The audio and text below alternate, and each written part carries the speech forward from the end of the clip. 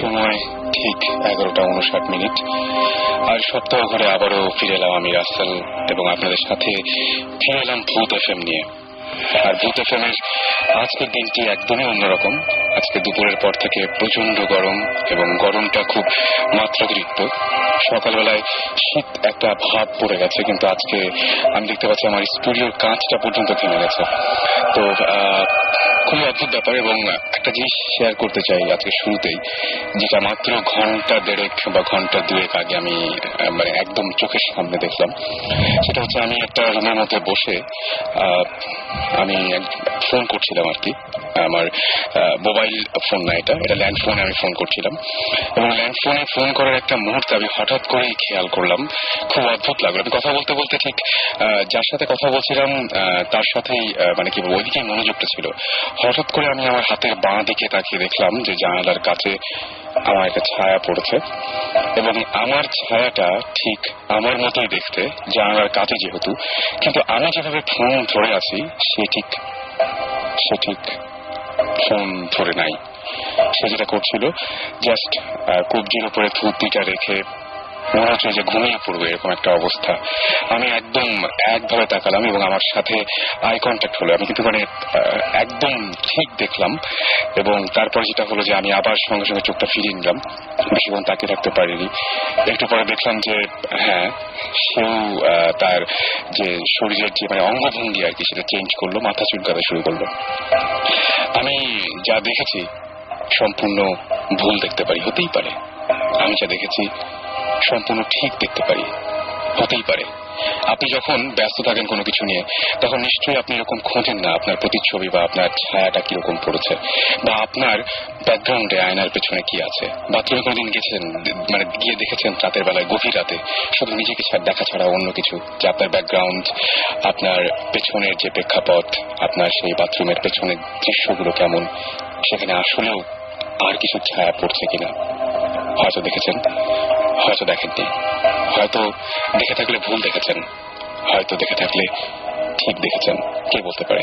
যাই হোক, কেউ বলতে পারুক আর না পারুক, আমাদের সঙ্গে রয়েছেন রেগুলার আমাদের মতোই একজন লিসনার এবং আমাদের ভৌতিক টিম এখনো এসে পৌঁছনি। তারা নিশ্চয়ই কিছুক্ষণের মধ্যে পৌঁছে যাবেন এবং আপনাদের যেটা করতে হবে, আপনাদের অনুভূতিগুলো শেয়ার করতে হবে আমাদের সাথে। আর সেই জন্য যেটা করতে হবে, শাউট লিখে স্পেস দিয়ে আপনার নাম লিখে স্পেস দিয়ে আপনার মেসেজটা লিখে পাঠিয়ে দিতে হবে 9840 নাম্বারে। একটা সুখবর আছে, সেটাও দিতে চাই। আপনাদের গল্পগুলো পাঠাতে সমস্যা হয়, সো আমাদের একটা ইমেল অ্যাড্রেস আছে, সেটা হচ্ছে bhootfm@radiofurti.fm। আমি বানানটা বলে দিই, BHOOT ভূত আবার একসাথেই FM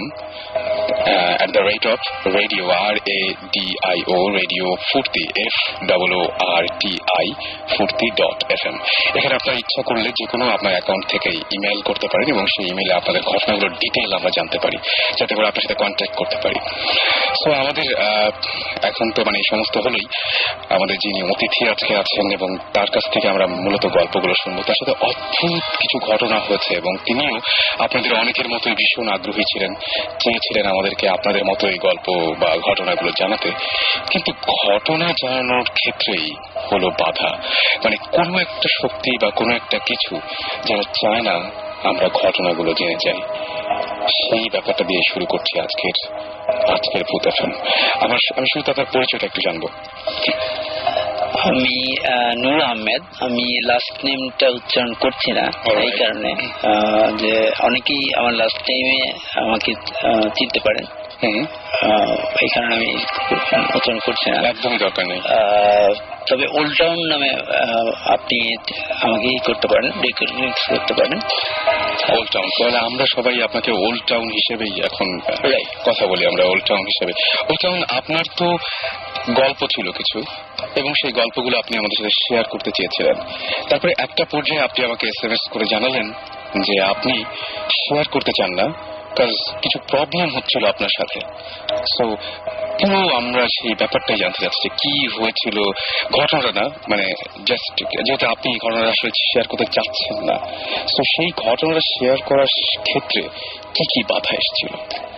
প্রথমত আমি যে যখন আপনাদের এই ভূত FM নিয়ে কাজ করার কাজ দেখি, কাজ শুনি, আসলে শুনি, তখনই আমার আগ্রহ জাগে এবং ছোটবেলা থেকেই আমি প্রচুর কৌতূহলী, যে কোনো বিষয়, বিশেষ করে নর্মাল যদি কোনো কিছু হয় তার প্রতি আমার প্রচুর কৌতূহল থাকে। তো আমার ইচ্ছা ছিল যে আপনাদের সাথে যোগাযোগ করে আমার জীবনে ঘটে যাওয়া কিছু ঘটনা শেয়ার, সেগুলো আপনি আমাদের সাথে বলবেন। তো আমি প্রচুর SMS পাঠিয়েছি, অনেকভাবে, অনেক নাম্বার থেকে, অনেক অ্যাকাউন্ট থেকে, কিন্তু কোনোভাবেই সেটা রিচ করেনি, মানে আমাদের কাছে রিচ করে। রেডিও ফুটেজে যখন কেউ SMS করে সাধারণত তার কাছে একটা রিপ্লাই নোটিফিকেশন যায়, সেই নোটিফিকেশন গুলো আমি পাইনি। কিছু কিছু ক্ষেত্রে ঘটেছে যে আমি সকালবেলাতে পেয়েছি যে আমার SMS-টি যায়নি। আচ্ছা, এটা হতে পারে, খুবই স্বাভাবিক। তো আমি ডিসিশন নিলাম যে আমি কিছু লিখবো। আচ্ছা, লিখে তারপরে সেটা আপনাদের মানে কাগজ কলমে লিখবো। সেটা রাত ছিল এবং কয়টার দিকে? রাত অলমোস্ট 2টা বা 2:30 এরকম সময়টা। তো মজার ব্যাপার হচ্ছে যে একটা অ্যাপার্টমেন্টে আমি থাকছি, সেখানে পুরো ঘর খুঁজে আমি কোনো কাগজ কলম পাচ্ছি না। ডিসেন্ট একটা পেপার যেখানে লেখা যায়, কাগজ না কলম, কলম পাওয়া যায় না এরকম কিছু, কিন্তু ডিসেন্ট কাগজ এবং কলম কিছুই পাইনি। আচ্ছা, শেষে আমাকে ব্যবহৃত কিছু কাগজের উল্টো পাশে আমাকে লিখতে হয়েছে।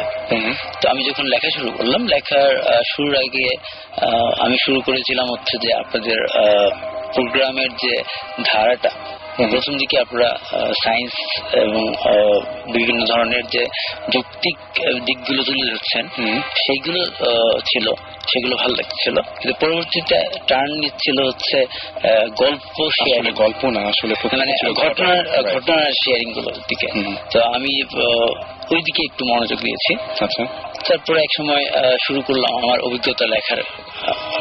আপনি সেদিন কাগজ কলম কিভাবে পেয়েছিলেন? আমি শেষ পর্যন্ত কাঠ পেন্সিল, আমার ছেলের পেন্সিল এবং অল্প কয়েকটা ব্যবহৃত কাগজ, মানে এক সাইডে লেখা আছে ইউজ করা হয়েছে, ওই ইউজ করা কাগজগুলো আমি ওখানে লিখেছি।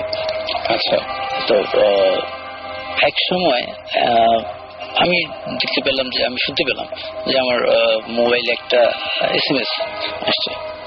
তো আমি সেটা কেয়ার করিনি প্রথমে, অনেক SMS আসে। তো পরবর্তীতে দ্বিতীয়বার যখন আসলো, তো আমি সাধারণভাবে আমরা দেখি যে কে করেছে। তো ওই SMS-টা কোনো কি রিপ্লাই SMS ছিল বা এরকম কিছু? না।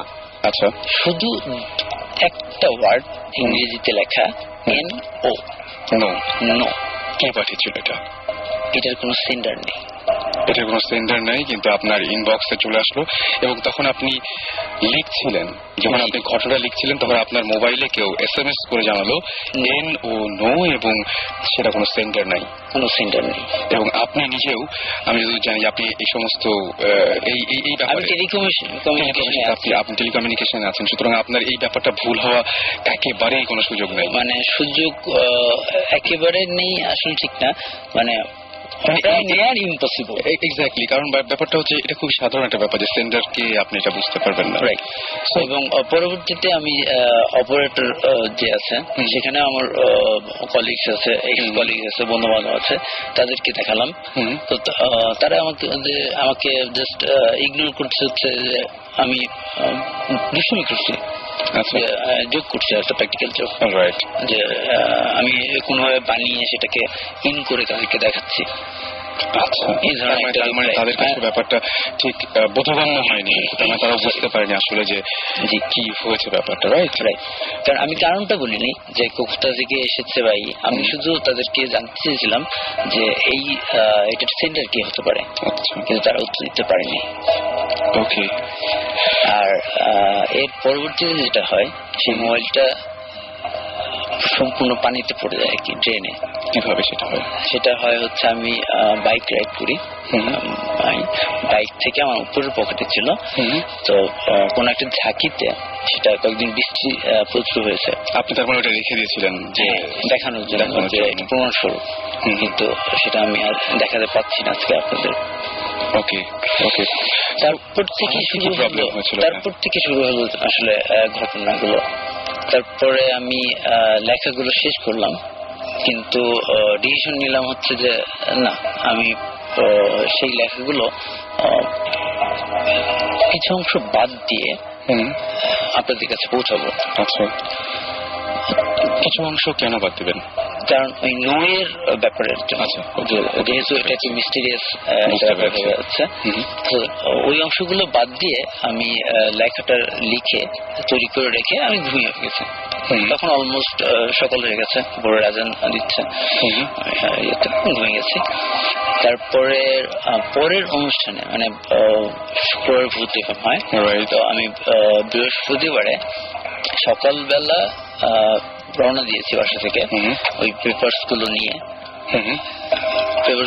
রওনা দিয়ে সরাসরি আপনাদের স্টুডিওর আশেপাশে এসেছি, এবং প্রায় ঘন্টা খানিকের মতো আমি বিভিন্ন অলিগলি বিভিন্ন জায়গায়। আপনি আমাদের এখানে আসতে চেয়েছিলেন আসলে? আমাদের উদ্দেশ্য ছিল হচ্ছে লেখাটা পৌঁছে দেওয়া, কিন্তু কোনোভাবেই আমি বুঝতে পারতেছিলাম না যে আমি কি কারণে এসেছি। মানে আপনি জাস্ট ভুলে গেছেন যে কেন আপনি এখানে এসেছেন বা কেন আপনি আমাদের অফিস খুঁজছেন। না, আমাদের অফিসের কথা মনে নেই, কিন্তু এটা কি আগে কখনো আপনার এরকম হয়েছে যে মাঝে মাঝে এরকম হয়েছে বা এরকম ভুলে? না, আমি বাসা থেকে টার্গেট নিয়ে বেরোচ্ছি একটা জায়গায় কাজ করার জন্য, সেটা ভুলার কথা না। আর আমার এইখানে মানে সবচেয়ে বড় যে অবাক বিষয়, যে আমি কোনো কিছু নিয়ে বের হইনি, আমি শুধু কাগজ দিয়ে বের হয়েছি, সেটা আপনাদের রেজিস্ট্রেশনে রেখে আমি চলে যাবো।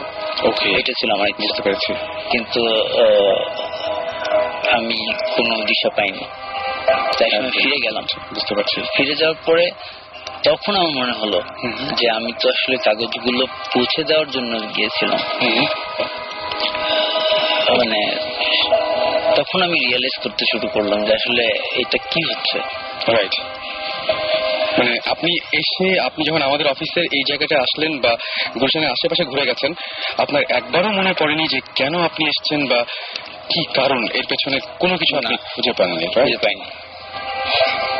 ওকে, মানে এটা খুবই খুবই অদ্ভুত টাইপের একটা ব্যাপার। এবং এখনো পর্যন্ত আপনার ওই SMS এর ব্যাপারটা খুব রহস্যজনক, যে কে SMS পাঠিয়েছিল আপনাকে, এবং তারপরে আপনি যে আমাদের অফিস খুঁজে পেলেন না, এই পুরো ব্যাপারটাই খুবই রহস্যজনক। এবং রহস্যের শুরুই হচ্ছে SMS দিয়ে। ওকে, তো তারপরে যেটা আমরা করলাম যে ঠিক আছে, ফরগেট অল থিংস, কোনো কিছু শেয়ার করবো না। তখনই আপনাদের সাথে আমার হলো, SMS সেন্ড করলাম, সাথে সাথে রিপ্লাই পেলাম যে এটা অ্যাকনোলেজ। এবং যখন আপনি ডিসিশন নিলেন যে আমাদেরকে আসল ঘটনাটা বলবো না, তখন আপনি দেখলেন যে আপনার SMS-টা গেল এবং আপনার সাথে কমিউনিকেশন আমার হলো, এবং আপনি এখনো নিশ্চয়ই আপনি ডিটারমাইন্ড হয়েছি যে আমি ওই অংশটুকু, যে অংশটুকু আসলে মূল অংশটুকু, ওই অংশটুকু আমি বাদ দেবেন। তবে মানে আমি এর মাঝখানে একটু বলি যে আমাদের মাঝখানে আবারও মানে ফিরে এসছেন আমাদের সুমন ভাই। সবাই অনেক SMS করে বলেছিলেন যে সুমন ভাই কবে আসবেন, সুমন ভাই কবে আসবেন, এবং ফাইনালি সুমন ভাই আমাদের সাথে এখন। সো সুমন ভাই, সবাই একটু হ্যালো বললে খুব মনে হয় অনেকেই অনেক দিন ধরে ওয়েট করছিল এটার জন্য। সুমন, হ্যাঁ, আমি কয়েকদিন ছিলাম না, ডেফিনেটলি। লাস্ট কয়টা এপিসোড শাকিব? 10-12টা হবে। না, এতগুলো না, 4টা। 1 মাস ছিলাম না, দেশের বাইরে ছিলাম। শাকিবরা নিশ্চয়ই অলরেডি বলেছে যে কেন বাইরে। এনিওয়েজ ফিরে এসেছি, এবং কিছু ইন্টারেস্টিং এক্সপিরিয়েন্স হয়েছে, যেটা নিয়ে আমরা একটু পরে আবার আলাপ করবো। জাস্ট টু সে হাই, সবাই হোপফুলি ভালো আছে। এবং আমি যা শুনতে পেলাম যে ভূত এফএম এখন বেশ হিট একটা শো, শুনে খুবই ভালো লেগেছে যে সবাই শুনছে, খুব ভালো। আচ্ছা, ভয় পাচ্ছে, হ্যাঁ, ভয় দেখানোটা তো আমাদের মেইন কাজ অ্যাকচুয়ালি। এনিওয়েজ, আমরা আবার এই যে আমরা ঘটনাটা শুনছিলাম, এটা খুবই মানে অদ্ভুত টাইপের একটা ব্যাপার না? আমি একটু বলি যে ব্যাপারটা কি হয়েছিল, একটু ছোট্ট করে বলি। সেটা হচ্ছে যে উনি আমাদের ভূত এফএম শোনার পরে ওনার একটা ঘটনা ছিল, যে ঘটনাটা আমাদের সাথে শেয়ার করতে চেয়েছিলেন, এবং উনি যখন আমাদেরকে SMS করেন তখন SMS আসে না। উনি আমাদেরকে নানাভাবে কমিউনিকেট করার চেষ্টা করেন, ব্যর্থ হন। তারপরে উনি চিন্তা করলেন যে কাগজ কলমে লিখবেন। যখন ঘটনার ওই জায়গাটায় পৌঁছেছেন তখন তার মোবাইলটা বেজে উঠলো এবং তিনি মোবাইলটা অন করে দেখলেন সেখানে SMS এসছে, জাস্ট একটা ছোট্ট ওয়ার্ড, নো। তারপরে এবং তারপরে যে ঘটনাগুলো, সেই ঘটনাগুলো খুব অদ্ভুত। যখন তিনি ডিসিশন নিলেন আবার যে না, আমি কিছু শেয়ার করবো না, তখন আমাদের সাথে তার কমিউনিকেশনটা হলো এবং সে দেখলো যে SMS এসছে, যে হ্যাঁ আমরা তার SMS পেতে শুরু করলাম। এবং ফাইনালি ও লাস্টে আজকের দিনে যে ঘটনাটা ঘটছে সেটাও বলবে। একটু মানে খুবই আমার কাছে অদ্ভুত টাইপের লাগছে। আজকে কি হয়েছে একটু বলবেন? আজকে যেটা হয়েছে, মানে আমি প্রচন্ড অবাক হয়েছি ব্যাপারটা, যে আমি আজকে 1.5 বছর যাবত একটা বাইক চালাই, যেখানে আমি কখনো কিক দিয়ে স্টার্ট করিনি, কখনো না, মানে একেবারে কেনার থেকে আজ পর্যন্ত। আচ্ছা। এবং আজকেও চালিয়েছি, সেলফ স্টার্ট হয়েছে, অনেকবার অনেক জায়গায় গিয়েছি। আমি যখন রওনা দিচ্ছি এইখানে এটার উদ্দেশ্যে, তখন জাস্ট প্রেস যখন করলাম, কাজ করছে না। ওকে, মানে সেলফ কাজ করছে না, মিন্স মানে স্টার্ট হচ্ছে না। ওকে, আর এরপরে আমি আরেকটু করি, আমি কিক দিয়ে স্টার্ট করে আমি চলে এসলাম আপনাদের এখানে, এবং নিচে আসার পরপরই আমি যখন নামলাম এবং অফিসে নিচতলাতে গ্রাউন্ড ফ্লোরে সিকিউরিটির সাথে কথা বলছি যে কিভাবে যেতে হবে, তখনই আপনাদের এই এরিয়ার কারেন্ট চলে গেল, বিদ্যুৎ চলে গেল, লিফট বন্ধ হয়ে গেল।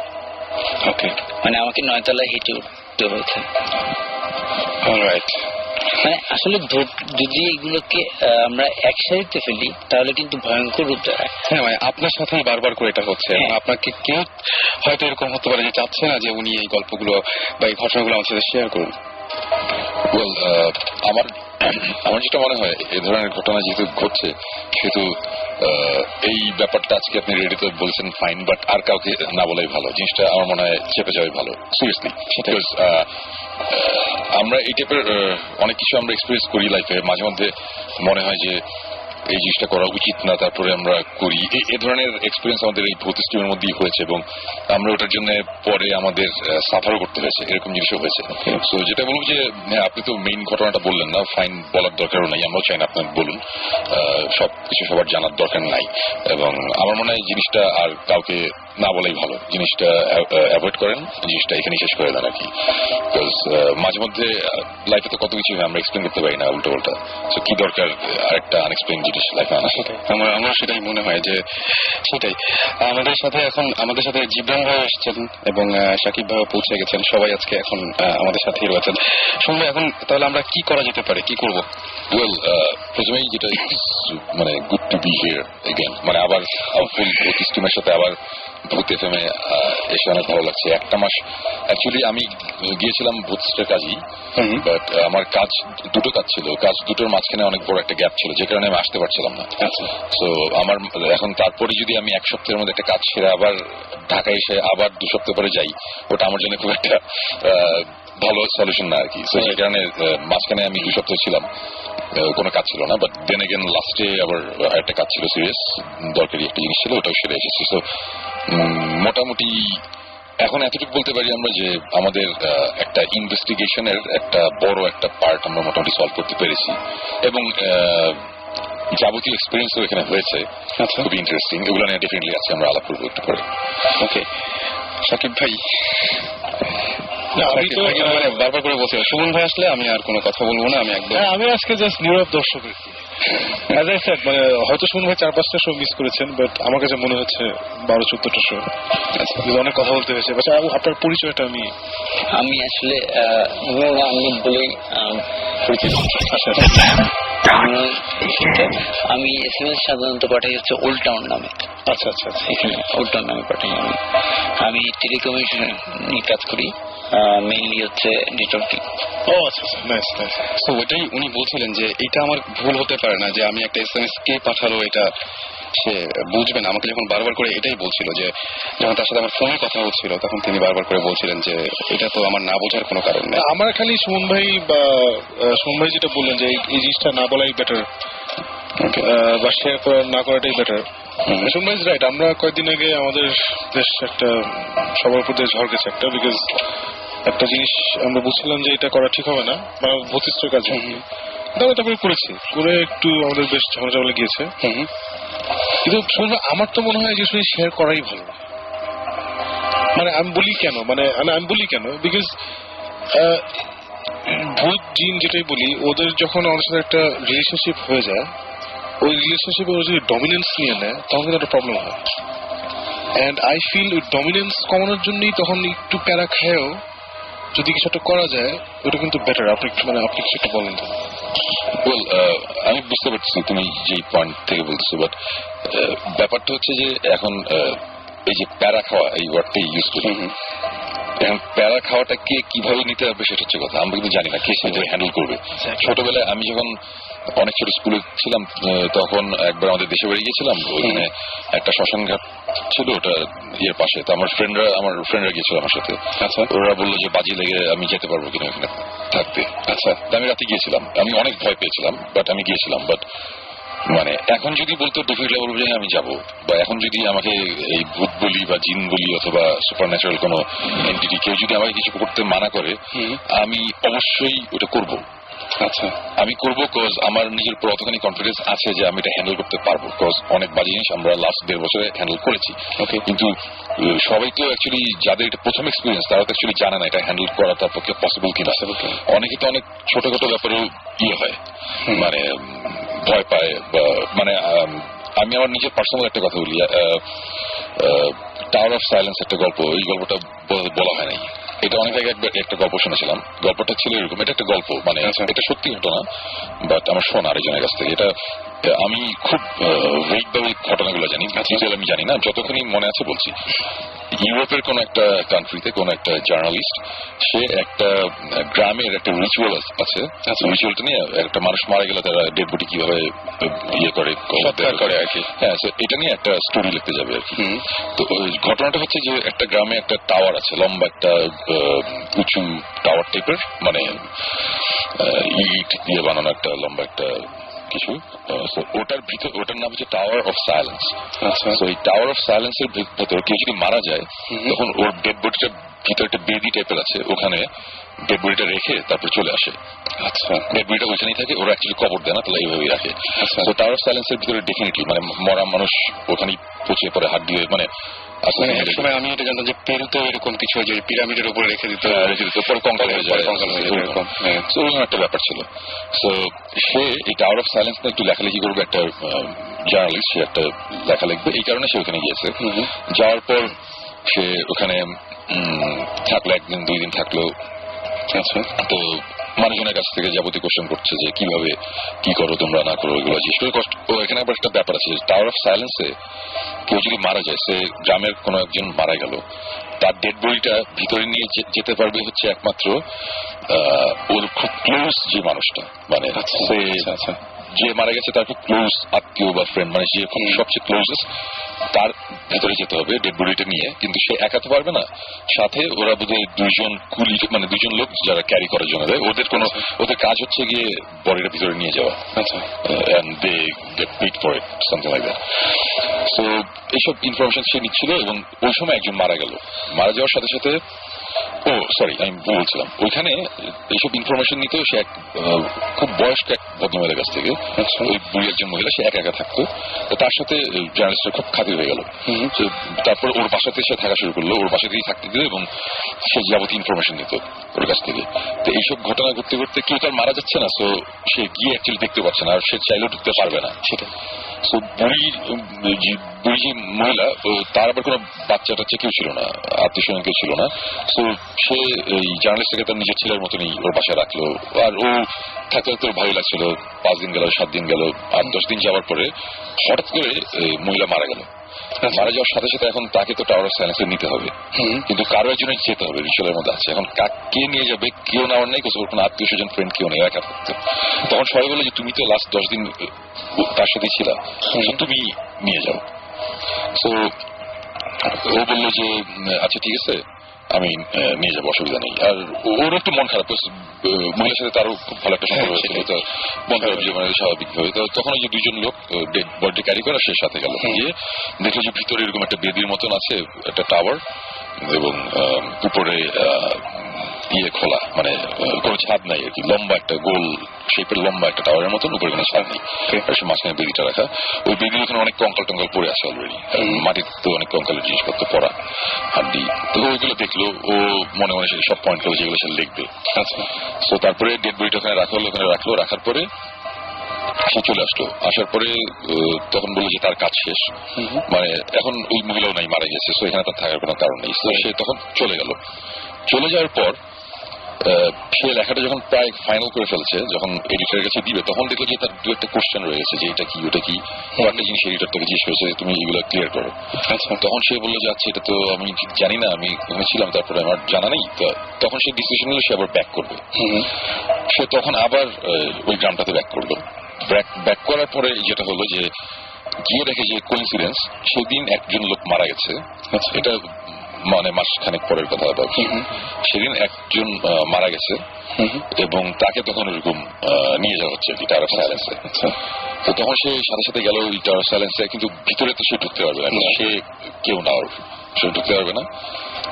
যখন ডেড বডিটা নিয়ে যখন ঢুকলো ওরা, সে বাইরে দাঁড়িয়ে আছে, বাইরে অন্যান্য অনেক লোক দাঁড়ানো। হঠাৎ করে শুনে যে ভিতর থেকে অসম্ভব জোরে চিৎকার, একটা ভয়ঙ্কর চিৎকার। এবং সাথে সাথে দেখা গেলো যে ওই যে রিলেটিভটা গিয়েছিল, আত্মীয় বা সে দৌড় দিয়ে বের হয়ে আসলো। আরেকজন যে ক্যারি করছিল, 2জনের মধ্যে একজন দৌড় দিয়ে বের হয়ে আসছে, আরেকজন নাই। এবং তখন বলে কি হয়েছে, কেউ কোনো মানে ওরা পাগলের মতন চিৎকার করতেছে। তখন সে তো এগুলা কুসংস্কার একটু কম বিশ্বাস করে, সে এসেছে শহর থেকে, আর একটা গ্রাম। সে তখন দৌড় দিয়ে সে ভিতরে ঢোকার পরের সিনটা হচ্ছে যে দেখা যে বেদির উপরে যে মহিলাটা মারা গিয়েছিল সে বসে আছে, তার দিকে তাকানো, তার দিকে মুখ ঘুরানো এবং বসা, এবং তার কোনো চোখ নাই, মানে তাকানো মানে ফেসটা তার দিকে, এবং চামড়া টামড়া সব গোলে টোলে, মানে পুরো মানে হাড্ডি দেখা যাচ্ছে হালকা, মানে সে বসে আছে পুরো স্ট্রেট ভাবে। ওটা দেখে তখন সে ফেইন্ট হয়ে যায়। তারপরের ঘটনাটা সে যে আমাকে বললো যে লাস্টের ঘটনাটা হচ্ছে যে তার 3-4 দিন পরে তার জ্ঞান ফিরে, সে শহরে একটা হসপিটালে, এবং সে তারপরে টাওয়ার অফ সাইলেন্সের এই ঘটনাটা লিখেছিল। সে আর ডিটেল আর এটা নিয়ে এক্সপেরিমেন্ট করেনি। সো এই গল্পটার কথা এখন এই কারণে বললাম যে এই যে ওই 2জন যে ডেড বডি নিয়ে ঢুকেছিল, একজন কিন্তু ওখানে মারা গেছে। সে যখন দেখছে যে তাদের পরিচিত এই মহিলা মারা গিয়েছে কয় মাস আগে, সে ওখানে বসে আছে, তাদের দিকে তাকিয়েছে। সো একজনের সাথে সাথে হার্ট অ্যাটাক হয়ে গেছে কিন্তু, আর একজন দৌড়ে বের হয়ে আসছে, আর সে কিন্তু ফেইন্ট হয়ে গেছিল। সে কিন্তু অনেক শিক্ষিত, সে অনেক কিছু ভয় পেয়ে পাশে। তো এই গল্পটা বলার কারণ এটাই যে একজন মানুষ এইসব ধরনের সিচুয়েশন কিভাবে নিবে আমরা কিন্তু বলতে পারি না, মানে একজন এক এক ভাবে নেয়। আমি একটা ছোট্ট ঘটনা বলি যে আমাদের দেশের বাড়ির ওদিকে 71-এর পরে, এটা আমি এর আগের এপিসোডে বলেছিলাম নাকি আমার মনে নাই। আচ্ছা, যুদ্ধের পরে একটা সময় আমাদের গ্রামে জঙ্গলের মধ্যে দেখা যেত যে একটা আলো নাড়াচাড়া করে এবং একটা মেয়ের কান্নার আওয়াজ পাওয়া যায়, একটা আলো ঘুরে বেড়ায়। এটা নিয়ে সবাই অনেক ভয় পেত। তারপরে আমার বাবা, তারপরে আমার চাচা, এরা কয়েকজন মিলে গ্রামে ওখানে গোয়েন্দা কারো কিছু লোক নিয়ে তারা এটা ইনভেস্টিগেট করতে পারবে যে কি ব্যাপার। তারপর বের হয় যে ওখানে একটা মহিলা ছিল যার 70 তার ছেলেটা মারা গিয়েছিল। মারা যাওয়ার পরে মহিলা একটু পাগল টাইপের হয়ে গেছিল। সে রাতে হারিকেন নিয়ে তার বাচ্চাকে খুঁজতে আর কাঁদত। তো মানুষজন কিন্তু এটা দেখে অনেক অনেক ভয় পেয়েছে, অনেকে ফেল হয়ে গেছে, অনেক কিছু হয়েছে। এটা কিন্তু কোনো ঘটনাই না, খুব সিম্পল একটা ঘটনা, খুবই ন্যাচারাল, খুবই দুঃখজনক একটা ট্র্যাজিক একটা ঘটনা, কিন্তু মানুষজনকে এতেও ভয় পায়, অথচ কিছুই নেই। সো কে কিভাবে কোন জিনিসে ভয় পাবে এটা আমরা বলতে পারি না। যেই কারণে আমি বলছি যে কারো যদি এই ধরনের কোনো একটা এক্সপিরিয়েন্স হয় এবং তার যদি কোনো কারণে মনে হয় যে এটা আমাকে কোনো একটা সাইন দিচ্ছে বা কেউ আমাকে ইনডিরেক্টলি বলছে যে তুমি এটা করো না, যদি মনে হয় যে না এটা আমার করার হ্যান্ডেল আমি করতে পারবো নাকি সন্দেহ আছে, তাহলে করার দরকার নেই। আর যদি মনে হয় যে না মুসলমানি পারবো তাহলে করুক, এটা তার ব্যাপার। বাট আমি বলবো যাদের সন্দেহ আছে এটা নিয়ে না ঘাটাঘাটি করাই ভালো, সেটা মনে হয়। কারণ আমার মনে হয় একবার নিজেকে যদি প্রুফ করতে পারে যে না আমি এটা হ্যান্ডেল করতে পারবো তাহলে করুক, কোনো অসুবিধা। আমরা কিভাবে আমরা ভৌত স্কিমটা তো এভাবে শুরু হয়েছিল যে উল্টা আপনার কি মনে হয় করতে পারবেন? আপনি কি মনে হচ্ছে যদি আপনাকে জিজ্ঞেস করি যে আলটিমেটলি আপনি বলুন যে আসলে এরকম অভিজ্ঞতা বিভিন্ন সময় হয়েছে, তো ওগুলো আমি ট্যাকেল করেছি এবং ট্যাকেল করেই এখানে আসা। তাহলে বলেন চলে তো আসছেন, আর কি হবে? সেকেন্ড টাইম আসতে বলে আসলেন না, অসুবিধা নেই, চলে আসছেন, বলেন। আপনি তাহলে আমার মনে হয় যে কি এখন কি মনে হচ্ছে বলবেন? ওই ঘটনা ছাড়া আমি বিভিন্ন অন্যান্য যে ধরনের ঘটনাগুলো আছে সেগুলো বলতে পারি। আচ্ছা, প্রথমে শুরু করি হচ্ছে আমার ছোটবেলা নিয়ে। আচ্ছা, আমার ছোটবেলা খুব রেস্ট্রিক্টেড কেটেছে। তো আমার যে বাড়িটা ছিল পুরনো একটা বাড়ি, যেটা আমার আব্বা কিনে নেন, সেটা জমিদার বাড়ি ছিল। আচ্ছা, তো একটা রুম আমি পাই থাকার জন্য।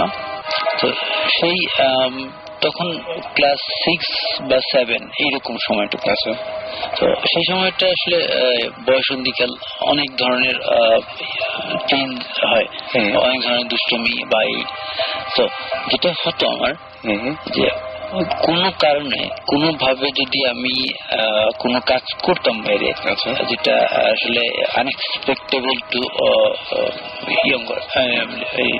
বড়দের, আপনাদের যারা সিনিয়র ছিল, আমি ওই রাতে ঘুমানো আমার পক্ষে ওই রকম সম্ভব হতো না। আচ্ছা, প্রচন্ড ভয় আমাকে ধরত এবং যেটাকে বলে বুয়ায় ধরায় বলে বা এরকম এই ধরনের প্রবলেম হতো। কোন একটা অকারেন্স করে যদি আমি বাসায় ফিরতাম এবং ওইরকম ঘুমাতাম, মানে কোনোভাবেই ঘুমাতে পারতাম না। কিন্তু সেই রাতগুলো কিন্তু আমি পার করেছি, ওইরকমই পার করেছি। ওকে, এটা একটা ব্যাপার। একটা ব্যাপার যে ওই রুমটাতে যদি কখনো গেস্ট আসে তো ওই রুমটা ইউজ করতে দেওয়া হতো। আমি তখন শেয়ার করতাম অন্য ভাই বোনদের সাথে। তো ওই রুমে যেসব গেস্ট থেকেছেন তারা দ্বিতীয়বার আর ওই রুমে থাকতে চাননি কখনো এবং ফিরে আসেননি। আচ্ছা, কেউ তাদের এক্সপিরিয়েন্স বর্ণনা করে গেছেন এবং কেউ পুরোপুরি চেপে গেছেন এবং একসময় দেখা গেছে যে তাদের সাথে আমাদের অনেক দূরত্ব তৈরি হয়ে গেছে। আচ্ছা, মানে কেউ আর পরে ওইটা বলেনি যে কি হয়েছে। রাইট। ওই ঘরে আসলে কি হতো আপনি কি জানেন বা এরকম? একটা ঘটনা বলি। ওই রুমটা আসলে ড্রয়িং কাম আমার বেডরুম ছিল। তো সোফা আছে এবং আমার বিছানাতে আছে, বালিশ আছে। তো একদিন আমার আম্মা আমার খুব বকা শুরু করলেন। কি ব্যাপারটা হচ্ছে যে সমস্ত বালিশ কুশন সবগুলো মেঝেতে ফেলা। আচ্ছা, একটা কুশন উড়ে যেতে পারে না, কোনোভাবে পসিবল না যে উড়ে যাওয়া, কিন্তু সেটা মেঝেতে ফেলা এলোমেলো করা। আচ্ছা, এটা আপনি করেননি? আমি করিনি বা অন্য কেউ করেনি? অন্য কেউ। তখন আমি এবং আমার আম্মা ছাড়া বাসায় কেউ ছিল না। তো আম্মা সরাসরি আমাকে ধরুন যে এটা তোর কাজ। আমি যতই ডিনাই করি ততই মা এটা মানতে রাজি না, কারণ উনিও করেননি। স্বাভাবিকভাবে এটা তো মানবেন না উনি। এটা একটা মানে এরকম কি হয়েছে আপনার যে আপনি সাধারণত কোনো সময় এরকম হয়েছে যে একটা কাজ করেছেন কিন্তু পরে আবার ভুলে গেছেন? না, এই ধরনের ঘটনা খুব আমার মনে পড়ে না যে ভুলে গেছি। সত্যি যদি ভুলে দিয়ে থাকি। আচ্ছা আচ্ছা আচ্ছা, সেটাই। তারপর আরেকদিন একটা ঘটনা ঘটেছে, আমি তখন বাসায় ছিলাম না। তো আম্মা আমার ওই রুমটাকে ঠিকঠাক করে জাস্ট গুছিয়ে উনি রান্নাঘরে চলে গেছেন। তো পরবর্তী রান্নাঘর থেকে বের হয়ে যখন উনি অন্যদিকে যাচ্ছিলেন, তখন উনি দেখতে পাচ্ছেন মানে কোন একটা মনে হলো যে আমি ফিরে এসেছি, বাসায় ফিরে এসেছি। কৌতূহলী হয়ে উনি রুমে যান, দেখি কেন ফিরে আসলো, তো কলেজ যাওয়ার কথা হয় না, স্কুলে যাওয়ার কথা। তো যে দেখেন যে দেয়ালে যতগুলো পোস্টার আছে, মানে ক্যালেন্ডার, সেটা অনেক আগের কথা, তখন ক্যালেন্ডার ছবি ছিল, ছবি থাকতো, মানে জন্তু জানোয়ারের ছবি আঁকা যেসব ক্যালেন্ডার বা ই ছিল সেগুলো উল্টানো। আচ্ছা। এবং কুশন বা বালিশে, বালিশ না কুশনে স্পেশালি আঁকা ছিল, কার্টুন বা বিভিন্ন হাতে শুয়ে কাজ করা, সুসুজে কাজ করা। তো সেগুলো পুরোটা উল্টানো, সব ছবিগুলো উল্টে গেছে, মানে উল্টানো মানে হচ্ছে একদিকে সাদা একদিকে বিছানার কাভারটা উল্টানো, তারপরে ছবিগুলো উল্টানো, এরকম টাইপের কিছু একটা এরকম। ওকে, এটা তো বেশ অন্যরকম একটা কথা কারণ মনে হচ্ছে। উল্টানোর ব্যাপারটা আমার কাছে খুব ইন্টারেস্টিং লাগছে, বিকজ এই উল্টো ছবি, উল্টো জিনিসপত্রের সাথে আমরা এখন পর্যন্ত রিসার্চ করে যা বের করতে পেরেছি, মানে সাক্ষাৎ শয়তান যেটা বলে, মানে ডেভিল ওয়ার্শিপ করা বা ডেভিল এই টাইপের কিছুর যদি আমরা কিছু দেখি, সেখানে উল্টো ব্যাপারটা থাকে আর কি। আচ্ছা,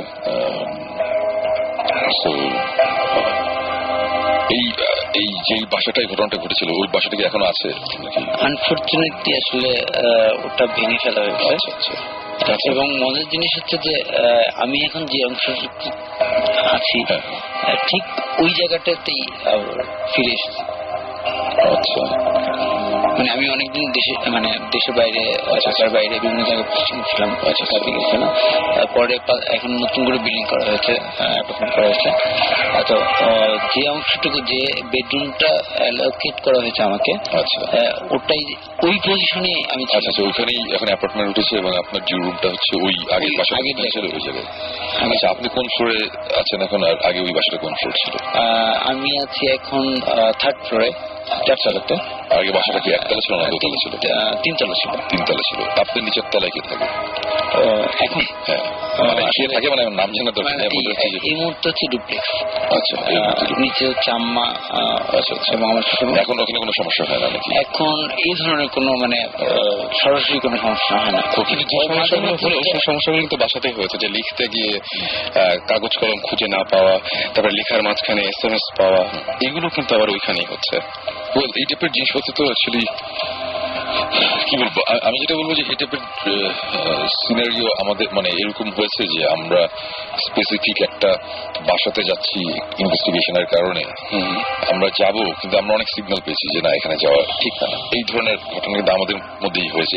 ইভেন এরকম একদিন ঘটনা ঘটেছে যে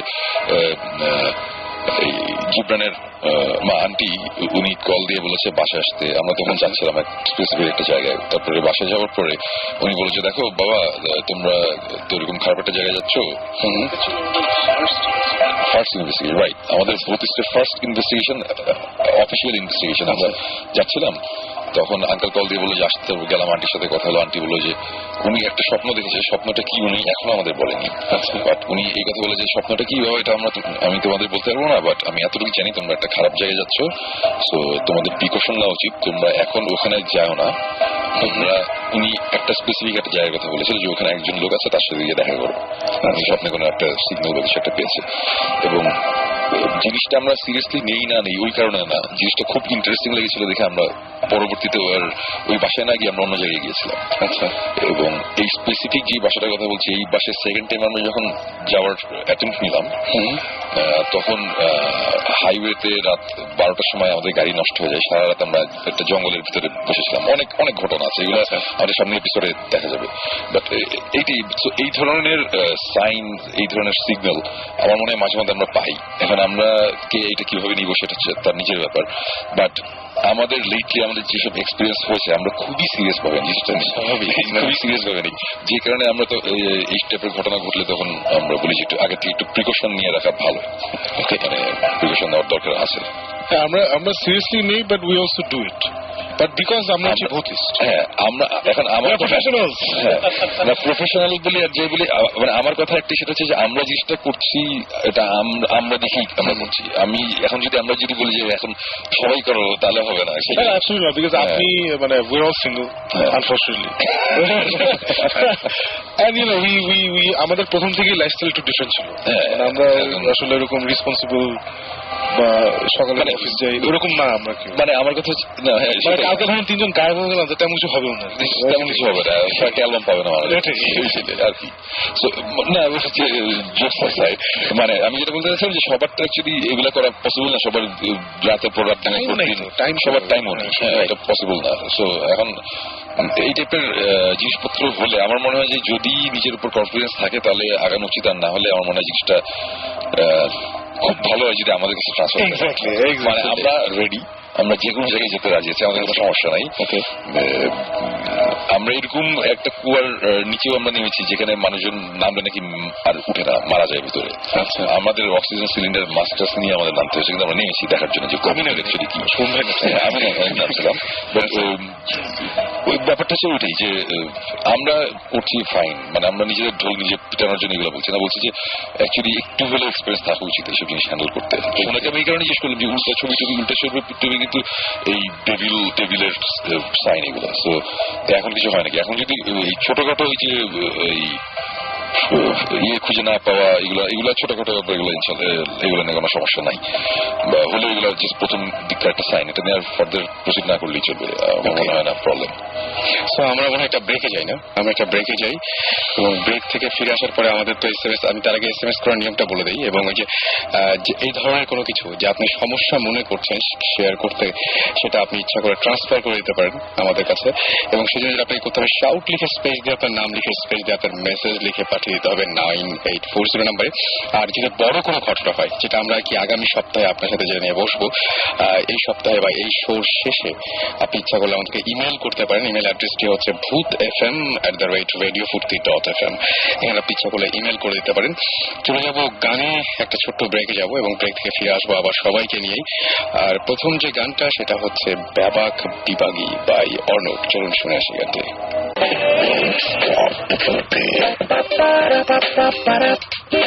Don't stop the Furby. Radio Furby 88.0 FM.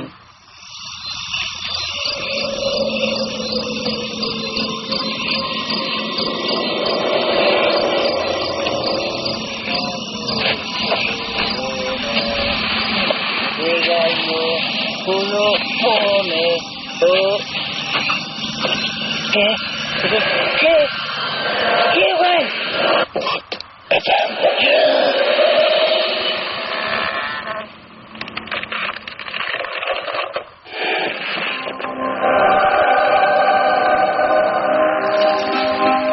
ফিরে আসলাম আরো একবার, আমি রাসেল, এবং শুনছেন সবসময় রেডিও ফুর্তি, চলছে ভূত FM।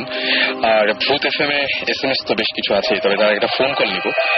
আর এই মুহূর্তে আমাদের সাথে ফোনে রয়েছেন, তার নামও রাসেল, তার সঙ্গে আমরা একটু কথা বলি। এবং আমি বলি যে আমাদের সাথে এখন জিবরান ভাই, সাকিব ভাই এবং সুমন ভাই সবাই আছেন, আপনাকে সবাই শুনতে পাচ্ছেন। হ্যালো। জি হ্যালো। হ্যালো, হ্যাঁ জি, কেমন আছেন? জি ভালো।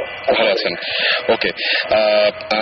আপনি আমাদেরকে SMS করেছিলেন এবং বলেছিলেন যে আপনার বেশ কিছু ঘটনা আছে, সেই ঘটনাগুলো একটু আমাদের সাথে শেয়ার করবেন।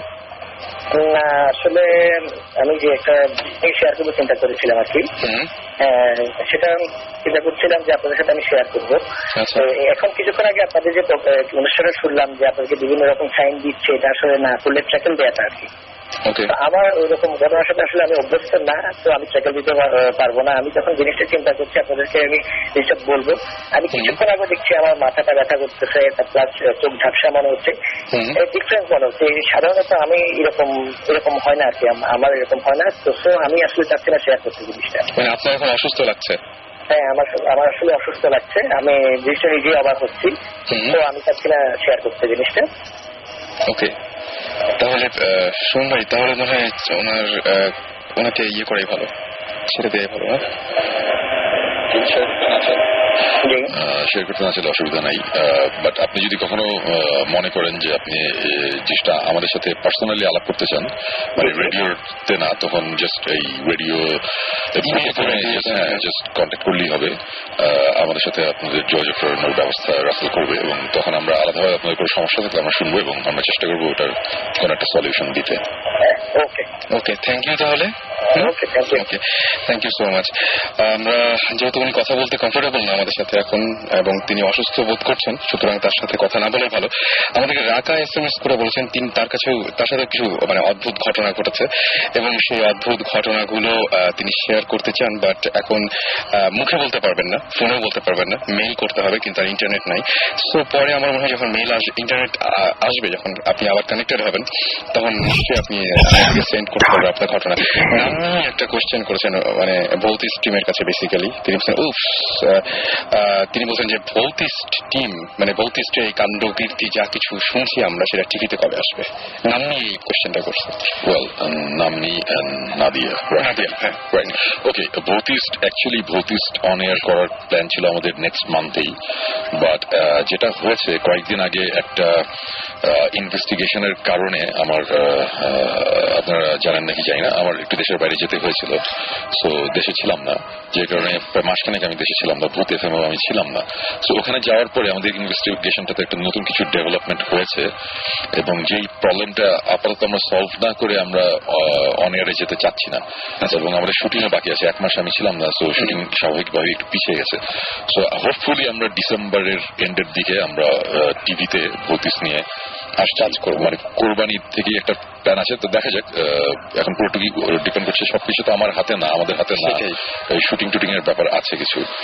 সো ওগুলোর উপর ডিপেন্ড করছে আমরা কবে অ্যাকচুয়ালি ভৌতিস্টটা অন এয়ার হবে। বাট সাকিব যদি দেখতে চান তাহলে আমরা যদি কিছু দেখতে চান, আপনি ইউটিউবে যে www.youtube.com যে আপনি ওখানে সার্চ দিতে হবে ভৌতিস্ট ট্রেলার টাইপ দিয়ে, স্পেলিংটা হচ্ছে BHOUTIST, ভৌতিস্ট ট্রেলার নর্মাল স্পেলিং দিয়ে টাইপ দিলে আমাদের একটা ট্রেলার আপলোড করা আছে, আপনারা দেখতে পারবেন। ভেরি গুড, আমি দেখেছি। আরাফাত নামটা শুনলে আমার আসলে একটু হাসি লাগে। আরাফাত একটা জিনিস শেয়ার করেছেন। আরাফাত বলছেন যে আমি রাতে হঠাৎ করে অলৌকিক শক্তি পেতাম আর ঘর থেকে বাইরে চলে যেতাম, কিন্তু দরজা লাগানো থাকতো। রাইট, এটা জিনিসটা খুবই ইন্টারেস্টিং লাগছে। আমি এরকম কেস আছে আমরা পেয়েছি যে ঘুম থেকে ওঠার পর দেখা গিয়েছে সে হয়তো বা টঙ্গী ব্রিজের সামনে দাঁড়িয়ে আছে, যে কিনা থাকে হচ্ছে গুলশান 1 নম্বরে। এরকম ঘটনা আমরা পেয়েছি। ইনফ্যাক্ট আমার এক ফ্রেন্ডের, ছোটবেলায় এটা দেখেছিলাম, আমার এক ফ্রেন্ডের বোন, সে ঘুম থেকে ওঠার পরে দেখা গিয়েছে যে তার পায়ের নিচে কাটা, কাচ লেগে আছে, বাট এটা কিভাবে হয়েছে কেউ ধরতে পারছিল না। তারপর বের হলো যে সে নাকি ঘুমের মধ্যে হেঁটে বের হয়ে যেত, দরজা খুলে বের হয়ে, পাশে একটা কনস্ট্রাকশন সাইট ছিল, এখানে হাঁটতো, এখানে কাঁচটা ছিল, ওই কাঁচও ময়লা সব পায়ে লেগে সে আবার ঘরে ঢুকে আবার দরজা লাগিয়ে দিত, বাট দরজা বন্ধ আপনি বাইরে। এটা খুবই ইন্টারেস্টিং, সেটাই। এবং যে অলৌকিক শক্তি, এই যে শক্তির ব্যাপারটা, এটাও খুব অদ্ভুত লাগলো আমার কাছে, যে এই শক্তি হঠাৎ করে শক্তি পাওয়া, যতটুকু না তার চেয়ে অনেক বেশি শক্তি পাওয়া, এটা কিভাবে সম্ভব? ওই শক্তির ব্যাপারটা অলৌকিক হতো, মানে এরকমটা, মানে এরকম জিনিস তো আমরা দেখেছি যে খুবই কি বলবো, যে একটা মানুষ যার অতটা ফিজিক্যাল স্ট্রেংথ নেই, কিন্তু কোন একটা সার্টেন সিচুয়েশনে যাওয়ার পরে সে অসম্ভব শক্তি সে পেয়েছে। একসাথে 3-4 জনকে আমরা একবার এই সাভারের একটু বাইরে একটা জায়গায় আমরা 3 জন গিয়েছিলাম একবার, একটা যে একজনকে নাকি জিনে ধরেছে, এটা একটা জিনিস, এক মহিলাকে, এবং আমরা নিজের চোখে দেখেছি সে তাকে 2-3 জন ধরে রাখতে পারছে না, মানে পুরুষ মানুষ, শক্তিশালী লোকজন, ও জাস্ট ধাক্কা দিয়ে ছিটকে ফেলে দিচ্ছে আর কি। এগুলো আমাদের নিজের চোখের সামনে দেখা। সো ডেফিনেটলি এই ধরনের কোনো মানে প্রবলেম হতে পজিটিভ হলে হ্যাঁ হয়তোবা এই ধরনের কিছু একটা হতে পারে, বাট দরজা বন্ধ উনি বাইরে এটা কিভাবে হচ্ছে আমি এটা বলতে পারছি না আসলে। এটা খুব ইন্টারেস্টিং একটা এই জিনিসটা যদি আবার যদি কখনো হয় বা এই ধরনের ঘটনা ঘটতে থাকলে ডেফিনেটলি আমাদের জানালে আমরা এটা নিয়ে দেখতে পারি যে ব্যাপারটা অ্যাকচুয়ালি কি হচ্ছে।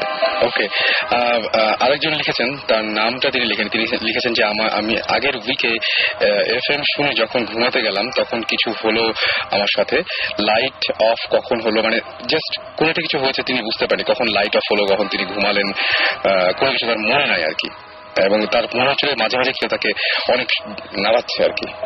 ওকে, মানে কেউ তাকে ধরে নাড়াচ্ছে এরকম টাইপের মনে হচ্ছে, ধরে নাড়াচ্ছে মানে কেউ ঝাঁকাচ্ছে এরকম টাইপের কিছু। এই ঝাঁকানোর ব্যাপারটা আসতেই আমি ছোট একটা ঘটনা মনে পড়েছে, সেটা হচ্ছে যে আমি এবং শিশির, আমার অর্থহীন ব্যান্ডের গিটারিস্ট, আমরা দুজন একবার গিয়েছিলাম আমাদের কিছু গিটার ইনস্ট্রুমেন্ট কিনতে হবে, তো আমরা গিয়েছিলাম ব্যাংককে। আচ্ছা, শিশির তার দুটো গিটার কিনলো, আমি আমার বেস প্রসেসর কিনলাম, আরো জিনিসপত্র মিউজিক্যাল ইনস্ট্রুমেন্টস কেনার পরে আমরা রাতে একটা মুভি দেখলাম, মুভিটা দেখে হোটেলে ফিরেছি। তো হোটেলে আমাদের দুটো সিঙ্গেল বেড, শিশির একটা বেড, আমার একটা বেড। তা শিশির সকালবেলা আমাকে বললো যে শোন ভাই, আপনি কি রাতে কিছু একটা হয়েছিল? আমি বললাম যে কেন, কি? বললো যে মনে হচ্ছিল যে আপনি, মানে ফার্স্ট টাইম মনে হলো যে আপনি কাঁপছেন, আপনার মুখ দিয়ে একটা আওয়াজ আসছে, আমি ভয় পেলাম। তারপর মনে হলো যে পুরো খাট কাঁপছে, মানে কেউ আপনাকে ঝাঁকাচ্ছিল, তারপর মনে হলো যে পুরো খাট ধরে ঝাঁকাচ্ছে, এরকম একটা জিনিস হয়েছে। বাট আমি ঠিক বুঝলাম না কি হয়েছে, একটু ভয় লাগছে, আমি আর আপনাকে উঠাইনি, মানে সে শুয়ে পড়ছে আর কি, করে নাই, মদার করে নাই। আচ্ছা, তো এই জিনিসটা এখন, এটা তো আমি এক্সপিরিয়েন্স অ্যাকচুয়ালি করি নাই, করছে শিশির, সে দেখছে। অ্যাকচুয়ালি কি হয়েছে আমি জানি না, বাট এই টাইপের জিনিসপত্র যে অনেকে আবার একটা কথা বলে যে বোবায় ধরে, এই একটা ওয়ার্ড বোবায় ধরে। রাত্রিবেলা অনেক সময় মানুষজনের এরকম স্বপ্নে এরকম একটা জিনিস হয় যে কোন একটা ভয়ঙ্কর একটা কিছু হচ্ছে এবং সে মুখ দিয়ে আওয়াজ আসছে না, কথা বলতে পারছে না, এবং দম বন্ধ হয়ে যাচ্ছে, এরকম একটা জিনিস হয়। এটা আমার লাইফে আমার অনেকবার হয়েছে, এবং একটা ঘটনার সাথে আরেকটা ঘটনা কানেক্টেড। আমি অন্য একটা ঘটনায় যাচ্ছি, সেটা হচ্ছে যে তখন ফুয়াদ আমার বাসায় থাকতো। আচ্ছা, তো আমরা দুজন একসাথেই থাকতাম একই বিষয়ে। তো একদিন রাতে ফুয়াদ কাজ করছে স্টুডিওতে, আমি তখন আমার রুমে, আমি আমার বেডরুমে। হঠাৎ করে ফুয়াদ এসে বলে যে শুন ভাই, আপনি কি আমার রুমে আসছিলেন, স্টুডিওতে আসছিলেন? আমি না, আসিনি। বলে ও মাই গড। কেন? বলে যে আমি কাজ করতেছিলাম, মনে হলো, মানে আমাদের স্টুডিওটা ছিল যে একটা রুমে ঢুকলে বাম দিকের দরজা দিয়ে ঢুকলে হচ্ছে স্টুডিও, ডান দিকের দরজা হচ্ছে আমাদের অর্থিনের প্র্যাকটিস প্যাড। আচ্ছা, তো আমরা স্টুডিওতে আসি আর প্র্যাকটিস প্যাডে যাই, যেখানে যাই ওই দরজা দিয়ে ঢুকতে হবে। আচ্ছা, তো ফুয়াদ স্টুডিওতে কাজ করছিল, তখন তার মনে হলো যে, তার ধারণা যে আমি ঢুকে প্র্যাকটিস করে চলে গেছি। আচ্ছা আচ্ছা আচ্ছা, তাই বললাম যে না, আমি তো যাই নাই। বলছি কি জানি শোন ভাই, আমার বুঝতেছি না কি হয়েছে। আচ্ছা, এটা কোনো ব্যাপার না বলে আমি কম্পিউটার ছিলাম, আমি তো ফেসবুকিং করতেছি। আচ্ছা, তা আমি আবার আমার ঘরে ফিরে গেছি। আমি আমার ঘরে ব্যাক করছি, ব্যাক করে দেখি আমার কম্পিউটার বন্ধ। আচ্ছা, আমি বললাম যে কম্পিউটার তো আমি অফ করিনি, কম্পিউটার অন করা ছিল, আমি লগড ইন ছিলাম, অনলাইনে নেটে ছিলাম। সো তারপরে এক্সপ্লেনেশন দিলাম যে এটা আমাদের উইন্ডোজের প্রবলেম, যেটা কম্পিউটার বন্ধ হয়ে যায়। তো ঘটনাটা ওখানেই শেষ হতো, কিন্তু হয় নাই এই কারণে রাতে, তারপরে রাত 4টার দিকে কোনো একটা সময় আমি ঘুমাতে গেছি। একটা সময় আমার এই যে বোবাই ধরা যেটা বলে, আমার কি স্বপ্ন দেখেছিলাম আমার মনে নাই। আচ্ছা, বাট খুব ভয়ঙ্কর একটা কিছু দেখছিলাম এবং আমি দম বন্ধ হয়ে যাচ্ছিলাম, আমি চিৎকার করতে পারছি না, মানে যেটা হয় আর কি। অনেক কষ্ট ঘুম ভেঙে গেছে, তখন ঘেমে টেমে গেছি, খুব খারাপ অবস্থা। এবং তারপরের দিন ফুয়াদ আমাকে বলছে যে শোন ভাই, কালকে রাত্রেবেলা এটা কি দেখলাম না দেখলাম, বাট তারপরে যখন ঘুমিয়ে গেছি আমার বোবাই ধরছিল। একই ঘটনা দুজনের। হ্যাঁ, এখন আমি তখন ওদের বললাম যে কয়টার সময়, বলে আমার তো মনে নাই। আমি তুমি ঘুমাইতে গেছো কখন? বলে আমি 4:30 দিকে ঘুমাইতে গেছি। আমি আমার বেডরুমে আমার সিলিং এ একটা ঘড়ি আছে, যেটা ওই যে লেজার ঘড়ি, মানে রে মারে একটা, মানে অন্ধকারের মধ্যে একটা দেয়ালের মধ্যে একটা ইয়ে পড়ে লেজারের ঘড়ির টাইমটা। তো আমার ঘুম ভাঙলে আমি প্রথমেই ঘড়ির দিকে তাকাই। তো আমার মনে ছিল এটা 5টা সামথিং, 5টার পরের ঘটনা। আমি যখন ফোরের সাথে আমি মিলে দেখলাম সেও 4:30 দিকে ঘুমাতে গেছে, তারপরে হয়েছে, সে জানে না টাইমটা কখন। তো মোটামুটি আমরা আন্দাজ করলাম যে সকাল হওয়ার আগে আগে ওরকম একটা সময়, সেম টাইমই মোস্ট প্রবাবলি আমাদের দুজনেরই একই ঘটনা ঘটে, এই ইনসিডেন্টটা হয়েছিল। সো এই ধরনের অনেক কিছু হয়। এখন আমি সাকিব, জিবরান, আমরা লাস্ট 1.5 বছরে আমরা যা যা এক্সপিরিয়েন্স করেছি, আমরা ডেফিনেটলি বলবো যে এখানে একটা কোনো একটা ব্যাপার আছে। কেউ কেউ হয়তো বলবে উড়িয়ে দিবে, বাট আমি এখন কোনো কিছু সহজে উড়িয়ে দিই না। বিশেষ করে এই লাস্ট যে ট্যুরটা হলো, রিসেন্ট যে ট্যুরটা, বছরের এক্সপেরিমেন্টের পরে মানে এক্সপ্লোরিং এর পরে তারপরে এই আমাদের এই এক ইনভেস্টিগেশন নিয়ে যখন এরকম একটা অবস্থার মধ্যে আমরা পড়েছি, আমরা একটা ইনভেস্টিগেশনের মাঝখানে যে আমরা সবাই যেতেও পারছি না, এখানে ভূত এফএমও আছে, এখানে অন্যান্য কাজও আছে সবার। তো এই কারণে আমার ইউনাইটেড স্টেটসে আমার যেতে হয়েছিল, সাকিব এখানে ছিল। তো ওখানে যাওয়ার পরেও যে এক্সপিরিয়েন্স গুলো হয়েছে, এরপরে আমি ডেফিনেটলি বলবো যে হ্যাঁ অবশ্যই মানে সামথিং আউট দেয়ার, মানে আমরা এখন এক্সপ্লেন করতে পারছি না, এরকম ডেফিনেটলি আছে। আমরা এমনিতে এখন যে রিসেন্ট যে ট্যুরটা আপনি করে আসলেন, শেষ করে আসলেন, সেখান থেকে কোনো কিছু যদি শুনতে পারতাম, মানে আমার মনে হয় যে তার আগে আমি একটু বলি যে যারা আমাদের SMS করছেন, অনেক SMS করছেন, আমি দেখতে পাচ্ছি আমাদেরকে SMS করছেন, মিঠু SMS করেছেন, জাহিদ, অনিক, অপু SMS করেছেন, তাসমিয়া, এছাড়াও প্রসূন, আরিফ, তৌসিফ, জিম, নাদিয়া নাম্মির SMS আমরা পড়েছি, জিয়া, বেনজির SMS করেছেন, লিখন SMS করেছেন, বাশার, এবং এছাড়াও আবির, প্রত্যাশা, না এটা প্রত্যাশা না, প্রত্যাশা, তারেক, তারপরে ঈশিতা, তুষার সহ আরো অনেকে। এবং আমার যেটা মনে হয় যে আপনারা সবাই SMS করছেন, যারা SMS এখনো করেননি, আমি এই SMS গুলো আমরা সবাই সেভ করে রেখে দিই, এবং এই উইকে না হলেও নেক্সট উইকে আমরা ডেফিনেটলি সেটা পড়ার চেষ্টা করি, বা এই জায়গাগুলো থেকে আমরা মেইনলি আপনাদেরকে কল করি এবং এখানে নিয়ে আসি। সো আমাদেরকে SMS করতে থাকুন, এবং SMS করার নিয়মটি হচ্ছে শাউট লিখে স্পেস দিয়ে আপনার নাম লিখে স্পেস দিয়ে আপনার মেসেজ লিখে পাঠিয়ে দেবেন 9840 নম্বরে। এবং যদি আপনি ইমেল করতে চান শোর পরে, এই ভূত FM এর পরে, তাহলে আপনি ইমেল করতে পারেন। সেই ইমেলটা হচ্ছে bhutfm@radio40.fm। সুতরাং আপনি ইচ্ছা করলে আপনি পাঠিয়ে দিতে পারেন। ভূত স্পেলিংটা কি? BHOOT, ভূত FM একসাথে।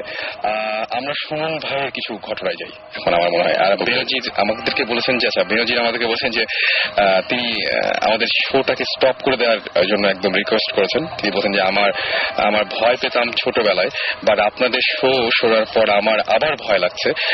আমার মনে হয় যে তারপর আর SMS টা আসে নিতে হবে। আমি বলবো বেনজির, যদি আপনি এখন খুব বেশি ভয় পেয়ে যান, তাহলে আমি সুমন ভাইয়ের কথাগুলো, সুমন ভাই যেগুলো বলবেন তার কিছুটা নমুনা আমি শুনে এসেছি, তাহলে আপনার না শোনাই ভালো। আমরা সুমন ভাইয়ের কথায় আসছি, এর মাঝখানে আমি হঠাৎ করে একটা SMS দেখলাম, প্রসূন নামে একজন বলেছে যে আমাকে প্রায় বোবায় ধরে, কি করব এখন? বোবায় ধরলে কি করব, এটা তো অ্যাকচুয়ালি আমরা তো এটার সলিউশন দিতে পারবো না। তবে আমি প্রথমে সায়েন্টিফিক দিকে যাই। সেটা হচ্ছে যে খাওয়া দাওয়া করার পর ঠিক মতো যদি মানে হজমের প্রবলেম হয়, ডাইজেশনের প্রবলেম হয়, অথবা খুব প্রচন্ড মেন্টাল স্ট্রেস নিয়ে কেউ যদি ঘুমাতে যায়, তাহলে এই যে বোবায় ধরার ব্যাপারটা হতে পারে। আচ্ছা, সুপার ন্যাচারাল ব্যাপার বাদই দিলাম। সো এই জিনিসগুলো আগে ক্লিয়ার করে ঠিক করার পরেও যদি হতে থাকে, তাহলে না হয় দেখা যাবে কি করা যায়। ওকে, প্রসঙ্গে এটাই বললাম। তো এখন ঘটনায় চলে যাই। ঘটনাটা বলার আগে কিছু জিনিস বলা দরকার, যারা জানেন না তাদের জন্য। সেটা হচ্ছে আমাদের ভূত স্ট্রিম, আমরা যে ইনভেস্টিগেশন গুলো করছি, আমরা এক এক জায়গায় যাচ্ছি, এক এক জিনিস হচ্ছে। সো এগুলো করতে গিয়ে আমাদের একটা ইনভেস্টিগেশন বেশ একটু সিরিয়াস দিকে টার্ন নিয়েছে, এবং আমরা কিছু রেফারেন্স, কিছু ইনফরমেশন আমরা বাইরে থেকে পাচ্ছি, মানে দেশের বাইরে থেকে আমাদের কাছে একটা চিঠি এসেছে যে তোমরা এই জায়গায় ইনভেস্টিগেট করছো, আমরা জানি। সো এই জায়গায় এই জিনিসগুলো হয়েছে, আমরা জানি, এই টাইপের জিনিসপত্র। সো যেটা আমার কাছে খুব ইন্টারেস্টিং লাগছিল। সবচেয়ে মজার ব্যাপার হচ্ছে যে ইউটিউবের ঘটনাটা বলি। মজার ব্যাপার হচ্ছে যে আমরা কয়েকদিন আগে আমাদের ভৌতিস্ট অনুষ্ঠানটার একটা ট্রেলার, একটা ডেমো ট্রেলার আমরা 5 মিনিটের আমরা ইউটিউবে আপলোড করি, যেটা আমরা সবাই কথা বলছি। তো এই ট্রেলারটা যখন ইউটিউবে আপলোড করা হয়েছে, তখন তো দেশের বাইরে অনেকেই দেখেছে। তো আমার পরিচিত একজন যে কিনা এটা দেখছিল, সো তার অফিসের তার এক কলিগ, সে আমেরিকান। আচ্ছা, সে ওটা দেখে সাথে সাথে বলল যে আমি তো এই ঘটনাটা জানি। ঘটনা মানে ট্রেলারের সামনে একটা নাটক ছিল, একটা ওই যে ওয়াইফটা শুয়ে থাকে আর হাজবেন্ডটা দেয়ালের মধ্যে, বলছি এই ঘটনাটা আমি জানি। আর ওখানে লেখা ছিল সামওয়্যার ইন খুলনা। রাইট। আমরা এর আগেও একবার ক্লিয়ার করেছিলাম, আবার বলি যে জায়গাটা কিন্তু অ্যাকচুয়ালি খুলনা না, এটা অ্যাকচুয়ালি খুলনার বাইরে একটা ডিস্ট্রিক্টে, খুলনা ডিভিশনে অ্যাকচুয়ালি খুলনা ডিভিশনে অন্য একটা জেলায়। এবং ওই ভদ্রলোক ওখান থেকে বলে দিয়েছে এটা তো খুলনায় না, এটা হচ্ছে অমুক জায়গায়। তো তখন আমার যে পরিচিত যে ছেলেটা সে আমাকে কল দিয়ে বললো যে শোন ভাই, একজন ক্লেম করতেছে এটা খুলনায় না, এটা হচ্ছে অমুক জেলা, এটা কি সত্যি নাকি? সাথে সাথে আমরা তো অবাক হয়ে গেলাম, এটা একটা আমেরিকায় বসে একটা লোকের জানার কথা না। তখন আমরা বললাম যে হ্যাঁ, এবং তার সাথে আমরা কথা বলতে চাই সে কিভাবে জানে। তারপর অনেক ঘাটাঘাটি করার পরে আমরা বের হলো যে এই স্পেসিফিক বাসাটায় তার আঙ্কেল, মানে তার এটা হচ্ছে তার মায়ের মানে মামা, তার মামা এটা 70s সে এনজিও হয়ে বাংলাদেশে এসেছিল একটা কাজ করতে। সো ওই ভদ্রলোক আবার একটু অন্যরকম, একটু এই টাইপের অ্যাডভেঞ্চারাস টাইপের একটা লোক ছিল। সো সে যেই জেলায় ছিল, যে জেলায় কাজ করেছিল, ওদের তো মফস্বল টাউন এইসব জায়গায় কাজ করে। সো সে খবর পেয়েছিল যে একটা বাসা, সেই বাসাতে নাকি অনেক উল্টো পাল্টা জিনিসপত্র হয়েছে এই টাইপের ভাবে। তখন সে এটা নিয়ে ইনভেস্টিগেট করে সে নিজের থেকে।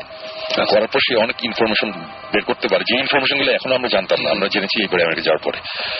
এইগুলো যাওয়ার পরে সে অনেক ইনভেস্টিগেট করার পরে তারপরে সে যে হোক সে আবার ইয়েতে ব্যাক করে। তারপরে সে ছোটবেলায় এই গল্পগুলো ওই এদের বলতো, যে ভাগদের বলতো যে এরকম বাংলাদেশ নামে একটা জায়গা আছে, ওখানে আমি গিয়েছিলাম, এই হয়েছে। তো এই গল্পগুলো শুনে ওরা বড় হয়েছে। এবং তারপরে হঠাৎ করে একদিন তার কলিগকে দেখে যে ইউটিউবের একটা ভিডিও তাকে দেখাচ্ছে এবং দেখে যে সেম জিনিস। এইভাবে মানে কত বড় কোইন্সিডেন্স, এভাবে আমরা অ্যাকচুয়ালি লিঙ্কটা পাই। লিঙ্কটা পাওয়ার পর তারপরে আমি সাকিব জিবরান তিনজন মিলে বসি যে কি করা যায়। তো তখন মোটামুটি ডিসিশন হলো এটা যে আমি যাব, ওরা থাকবে। এখানে ভূতের একটা ইস্যু ছিল এখানে, যে হঠাৎ করে আমরা বলে টেলে তারপর সবাই যাই, তখন এটা কেমন লাগে। তো যাবো। এবং যেটা বলছিলাম যে অ্যাকচুয়ালি ওই সাইফাই চ্যানেলে যেটা ঘোস্ট হান্টার্স যে অনুষ্ঠানটা, এটা যেমন বাংলাদেশে দেখায় হচ্ছে এক্সএনে বলে।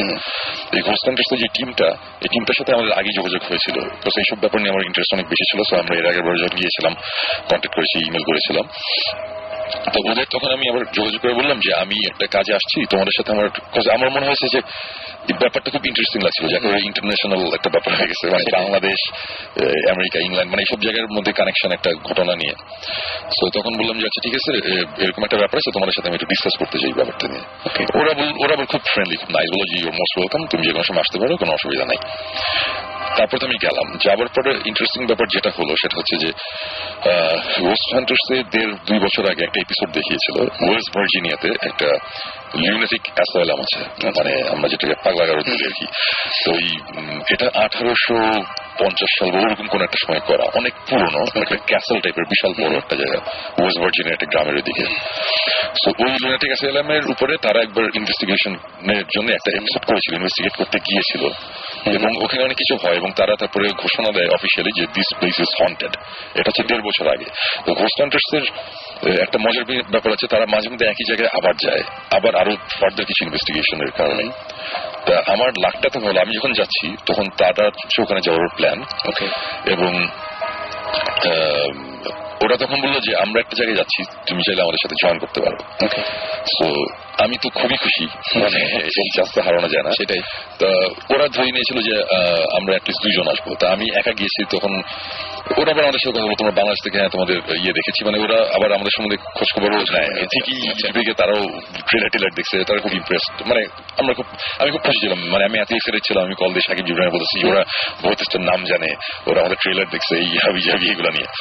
তো এনিওয়েজ তারপরে আমার ওখানে আমার একটা ছোট ভাই ছিল ক্লোজ ফ্রেন্ড। তো ওকে বললাম যেরকম 2 জন যেতে পারবে, তুমি চাইলে আমার সাথে যেতে পারো। তখন বললো যে ঠিক আছে। আর আরেকটা কারণ ছিল ওর গাড়ি আছে, তো আমি ভার্জিনিয়াতে ছোট ভাই কিনে ভার্জিনিয়া না, তমালের সাথে আমার খুব ভালো কথা। তো ভার্জিনিয়া থেকে তমাল যে আর্টসেলের অরিজিনাল ড্রামার। আচ্ছা, আর্টসেলের প্রথম সাজু আসার আগে যে ড্রামার ছিল, তান্ত্রিক নামে ছিল তখন, ওই ড্রামার সে এখন ভার্জিনিয়াতে থাকে, তার খুব ভালো একটা ব্যান্ডও আছে, আইরিস ডিভাইন। এনিওয়েজ পরে আমি আর পুরো ভার্জিনিয়া থেকে ওয়েস্ট ভার্জিনিয়া রাইড, মানে রোড ট্রিপ আমরা গেলাম। যাওয়ার পরে প্রথমে যখন ওই ক্যাসেট মানে ওই অ্যাসালামটাতে ঢুকছি, বাই দ্য ওয়ে 1850 কততে এই অ্যাসালামটা হয়েছিল। এটা অনেক বছর হয়ে গেছে বন্ধ হওয়ার কারণ হচ্ছে ওখানে 200-র উপরে মানুষ মারা গেছে, শোনা কথা আর কি। কিন্তু 3 জন মানুষ মার্ডার হয়েছে ওখানে কিছু ক্রিমিনালি ইনসেইন মানুষদের রাখা হতো, যারা মানে ক্রিমিনালি ইনসেইন, এত পাগল যে খুন খারাপ কাজ করে আর কি। সেরকম একজন 2টা মানুষকে মেরে ফেলছিল, আরো অনেক কাহিনী হয়েছে আর কি। তারপরে এটা একটা সময় বন্ধ করে দেওয়া হয়, কারণ এখানে অনেক উল্টাপাল্টা জিনিস হয়, তো মানুষজন এখানে যায় না। এটা পুরো অ্যাবান্ডেন্ড একটা প্লেস, এবং অ্যাসাইলামটা বিশাল বিশাল, মানে বলতে আমি বলবো এত বড়, মানে বিশাল, মানে মানে হ্যাঁ এক্স্যাক্টলি ওই ধরনের ক্যাসেল টাইপের একটা জিনিস। মানে প্যাসেজ গুলো বিশাল লম্বা, মানে প্যাসেজের এক সাইড থেকে দাঁড়ালে একটা লাস্ট মাথায় দেখা যায় না, এত দূরে, আর এমনি অন্ধকার আরো তো দেখা যায় না। সো হিউজ 4 তলা একটা বিল্ডিং। তো ওখানে গেলাম, যাবার পরে ওইটা দেখেই তমাল যে আমার সাথে গিয়েছিল সে বলে, শোন ভাই খবর আছে কিন্তু এটা কিন্তু দেখতেই কেমন লাগতেছে দেখেন। বললাম যে হ্যাঁ খুব ইন্টারেস্টিং হবে এটা জোস। যাই হোক আমরা গেলাম, যাওয়ার পরে এখানে আছি আমরা 2 দিন ছিলাম, 2 রাত ছিলাম এখানে। সো ওরা খুবই ফ্রেন্ডলি, ওখানে ট্যাঙ্গো ছিল, স্টিভ ছিল, এমি ছিল, এরা সবাই ছিল। তো ওদের সাথে মানে কথাবার্তা হলো, আমরা 2টা টিমে ভাগ হলাম, হওয়ার পরে আমরা এদিক সেদিক যাচ্ছি, 1 তলা 2 তলা 3 তলা 4 তলা। সো ফার্স্ট ফ্লোরে যখন গেলাম, ফার্স্ট ফ্লোরে আবার বিল্ডিং কিন্তু কয়েকটা, একটা বিল্ডিং না 3টে বিল্ডিং মিলে এটা মানে পুরো ইউনিভার্সিটি ক্যাম্পাসের মতো একটা ব্যাপার আর কি। হ্যাঁ কিন্তু অ্যাবান্ডেন্ট এবং পুরো ময়লা ভাঙাচোরা, কোনো ইলেকট্রিসিটি নাই। ইভেন এরকম কিছু প্লেস আছে যেখানে যাওয়া যায় না, ওখানে আটকানো, ওখানে কি দেয়াল টেল ভেঙে পড়তে পারে, মানে রিস্ক ফ্যাক্টর আছে অনেক আগের আর কি। হ্যাঁ 1850 অনেক আগে, কত আগে। সো ফার্স্ট ফ্লোরে আমরা এই বিল্ডিং এ ঘুরলাম, তেমন কোনো ইন্টারেস্টিং কিছু লাগছে না আমার কাছে। খুব প্রথম দিকে খুব বোরিং লাগছিল, যে আমার কাছে তখন একটা ইন্টারেস্টিং ব্যাপার যে ভয়েস এন্ট্রেসের সাথে ঘুরতেছি, মজা লাগছে, এটি ছিল একটা ব্যাপার। করতে করতে একটা রুমে গেলাম, একটা রুমে গিয়ে একটুখানি মানে একটা উইয়ার্ড একটা ফিলিং হচ্ছিল যে সামথিং ইজ রং এরকম একটা ব্যাপার। তারপরে আবার চিন্তা করলাম যে আসলে এগুলোতে আমরা মানে আগে প্ল্যান মানে চিন্তা করে এসেছি একটা কিছু রং থাকবে, সেটাই যেই কারণে হয়তো হচ্ছে, এটা হয়তো সিরিয়াস কিছু না। তো ফার্স্ট ফ্লোরের ব্যাপারটা অতটা পাত্তা দিইনি। এরপরে গেলাম সেকেন্ড ফ্লোরে। ওকে, সেকেন্ড ফ্লোরে যাওয়ার পরে ওখানে ঘোরাঘুরি করছি। সেকেন্ড ফ্লোর খুব বোরিং হচ্ছে আমার কাছে, মানে এতই বোরিং যে একটা বড় একটা বিশাল বারান্দা ছিল, আমি বারান্দা থেকে আমি সিগারেট খাচ্ছি, যেহেতু রেগুলার করে কি হবে এটা আর কি। এই করতে করতে হঠাৎ করে ট্যাঙ্গো একজন আছে, ওই যে আগে এক সময় ম্যাজিশিয়ান ছিল, এখন ঘোষ কান্টি করে, খুব মজার পাবলিক। তো ট্যাঙ্গো এসে বলতেছে, তুমি কি লিলির রুমে গেছো? আমি বললাম যে লিলির রুম এটা কি? তখন বললো যে আচ্ছা তোমাকে এটা বলা হয় নাই, লিলি নামে একটা মেয়ে এইখানে এই অ্যাসাইলামে ছিল, তো মেন্টালি ছিল আর কি। তো ও একটা রুমে থাকতো, তারপরে লিলির যখন 9 বছর বয়স সে ওখানেই মারা যায়। আচ্ছা 9 বছর বয়সে। এবং তারপর থেকে অনেকেই লিলির রুমে নাকি ইউজুয়ালি মেয়েরা গেলে, মহিলারা বা বাচ্চা মেয়েরা গেলে নাকি লিলিকে মাঝে মধ্যে দেখে, লিলি নাকি ওখানে খেলে, বল আছে ওখানে, পুতুল টুতুল নড়াচড়া হয়, অনেকে নাকি দেখেছে একটা মেয়ে, একটা বাচ্চা একটা মেয়ে হাঁটাহাঁটি করছে। খুবই ইন্টারেস্টিং জায়গা, এবং ওখানে নাকি খুবই মানে প্রায় নাকি উল্টাপাল্টা জিনিসপত্র হয়। লাস্ট টাইম নাকি হয়েছিল, ওই এপিসোডটা আমি দেখিনি, তো আমি জানতাম না। তা আমি বললাম যে না এটা তো হয়, এটা তো শুনি নেই, তাহলে এখানে যাবো। তো এটা কোথায়? এটা আবার 1 তলায়। তো 2 তলা থেকে তখন আমরা 1 তলায় নামছি, এবং সিঁড়িগুলো খুব মানে সিঁড়িগুলো দেখলেই মনে হয় কি যে আমি এটা কোথায় আসছি, মানে কেমন জানি মানে উইয়ার্ড লাগে আর কি, মুভি সেটের। হ্যাঁ মানে হরর, হ্যাঁ আসলে এক্স্যাক্টলি হরর মুভি সেট। আমি এগুলো সাকিব একদিন বলছিলাম যে মানে কোন একটা হরর মুভি শুট করতে গেলে কোনো স্টেজ বানাতে হবে না, ওখানে গেলেই চলবে, এটা এত ইন্টারেস্টিং একটা জায়গা। আচ্ছা, তা 1 তলায় নামছি, গিয়ে রুমের মধ্যে গেলাম। ওকে, আমার ঘোষ সেন্টারের সাথে প্রথম সবচেয়ে ইন্টারেস্টিং এক্সপিরিয়েন্স বলি। রুমের মধ্যে আমরা বিশাল বড় একটা রুমের মধ্যে একটা ছোট একটা বক্সের মতন রাখা, সিন্দুক টাইপের একটা বক্স, ওখানে কিছু পুতুল টুতুল রাখা, কিছু বলটল রাখা, এগুলো এখনো রয়ে গেছে ওখানে ওরকম ভাবে রাখা। তা এই বলটল এগুলো পুরান হয়ে গেলে বা কিছু হলে তখন তারা আবার নাকি নতুন বলটল কিনে এনে আবার এখানে রেখে দেয়। আচ্ছা, লিলির জন্য অনেকে নাকি দিয়ে যায় বলটল, এগুলো ওখানে অনেকে অনেক কিছু বিশ্বাস করে। সো আচ্ছা, ওরা কিনে টেনে রেখে যায়। সো অনেক খেলনা এখানে। রুমটার মধ্যে কোনো মানে পুরো বিল্ডিং এ তো কোনো ইলেকট্রিসিটি নাই, সবকিছু বন্ধ। তা আমরা রুমটা বিশাল বড় একটা রুম, আমরা বসে আছি। আমরা তখন যেটা করলাম যে আমরা ওইখানে ছিলাম 5 জন 5 কোনায় বসলাম, মানে গোল করে আমরা বসলাম, মাঝখানে বিশাল বড় ফাঁকা জায়গা, মাটিতে বসে পড়লাম। বসে একটা বল নিয়ে সে বসে বসে ঠেলা দেয় আর কি, মানে আমি এখান থেকে একটা বলটা আছে, আমি তোমাকে দিচ্ছি, আমার মাটিতে বসা, বলটা গড়ি গড়ি তোমার দিকে যাচ্ছে, তোমাকে যাওয়ার পর তুমি মনে করো দিলা সাকিব তোমার লেফট সাইডে, তুমি আবার বলটা গড়ি গড়ি লেফটে গেল, এইভাবে আসতেছে যেতেছে ক্রিস ক্রস খেলা হচ্ছে আর কি। এগুলো হচ্ছে। আর এর মধ্যে ওই এইমি যে মেয়েটা, এইমি ঘোষ সেন্টারের, সে হঠাৎ করে কথা বলা শুরু করলো। সে বললো কি যে লিলি তুমি যদি এখানে থাকো, মানে ওর কথাবার্তা ছিল, তুমি যদি এখানে থাকো কাম জয়েন আস, আমাদের সাথে খেলো। আমি বলছি কি ব্যাপার ডিরেক্টলি লিলি ডাকতেছে, কি আসবে নাকি, মামার বাড়ি নাকি এটা, যে বললাম আসো খেলো, সে খেলবে। তা তখনও আমি কিন্তু বিরক্ত, আমি মনে মনে বলতেছি যে আচ্ছা হোসেনের সাথে ছবিটা তখন নিশ্চয়ই মনে হচ্ছে যে এর অনেক বেশি কিছু আমরা দেখেছি। হ্যাঁ আমরা 1.5 বছর অনেক ছোটখাটো অনেক জিনিস মিস করতেছে। সন্ধ্যায়নে গিয়েই প্রথমে আমাদের যেটা গতকালকে সন্ধ্যায় ফ্রেশ যে গল্প বলছিল যে একতলা প্রথমে প্রচন্ড বোরিং লাগছে সন্ধ্যায়, দুতলা গিয়ে দেখছে এটা আরো বোরিং। তখন সন্ধ্যায় কোথাকে বলছে দূর এখানে কিছু নাই, অবস্থা যে মানে সন্ধ্যায় বলছে হ্যাঁ নাই মানে হাউ ডু ইউ নো তোরা কোনো পাওয়ার টাওয়ার আছে নাকি? আচ্ছা তোমাকে কোনো সুপার পাওয়ার না, সুপার পাওয়ার নাই, বাট আমি অ্যাটলিস্ট বুঝতে পারি কোথাও যদি কোনো রকম ইমব্যালেন্স থাকে কোনো কিছুতে, আমি এটা বুঝতে পারি। ওরা আবার এটা খুব খুশি,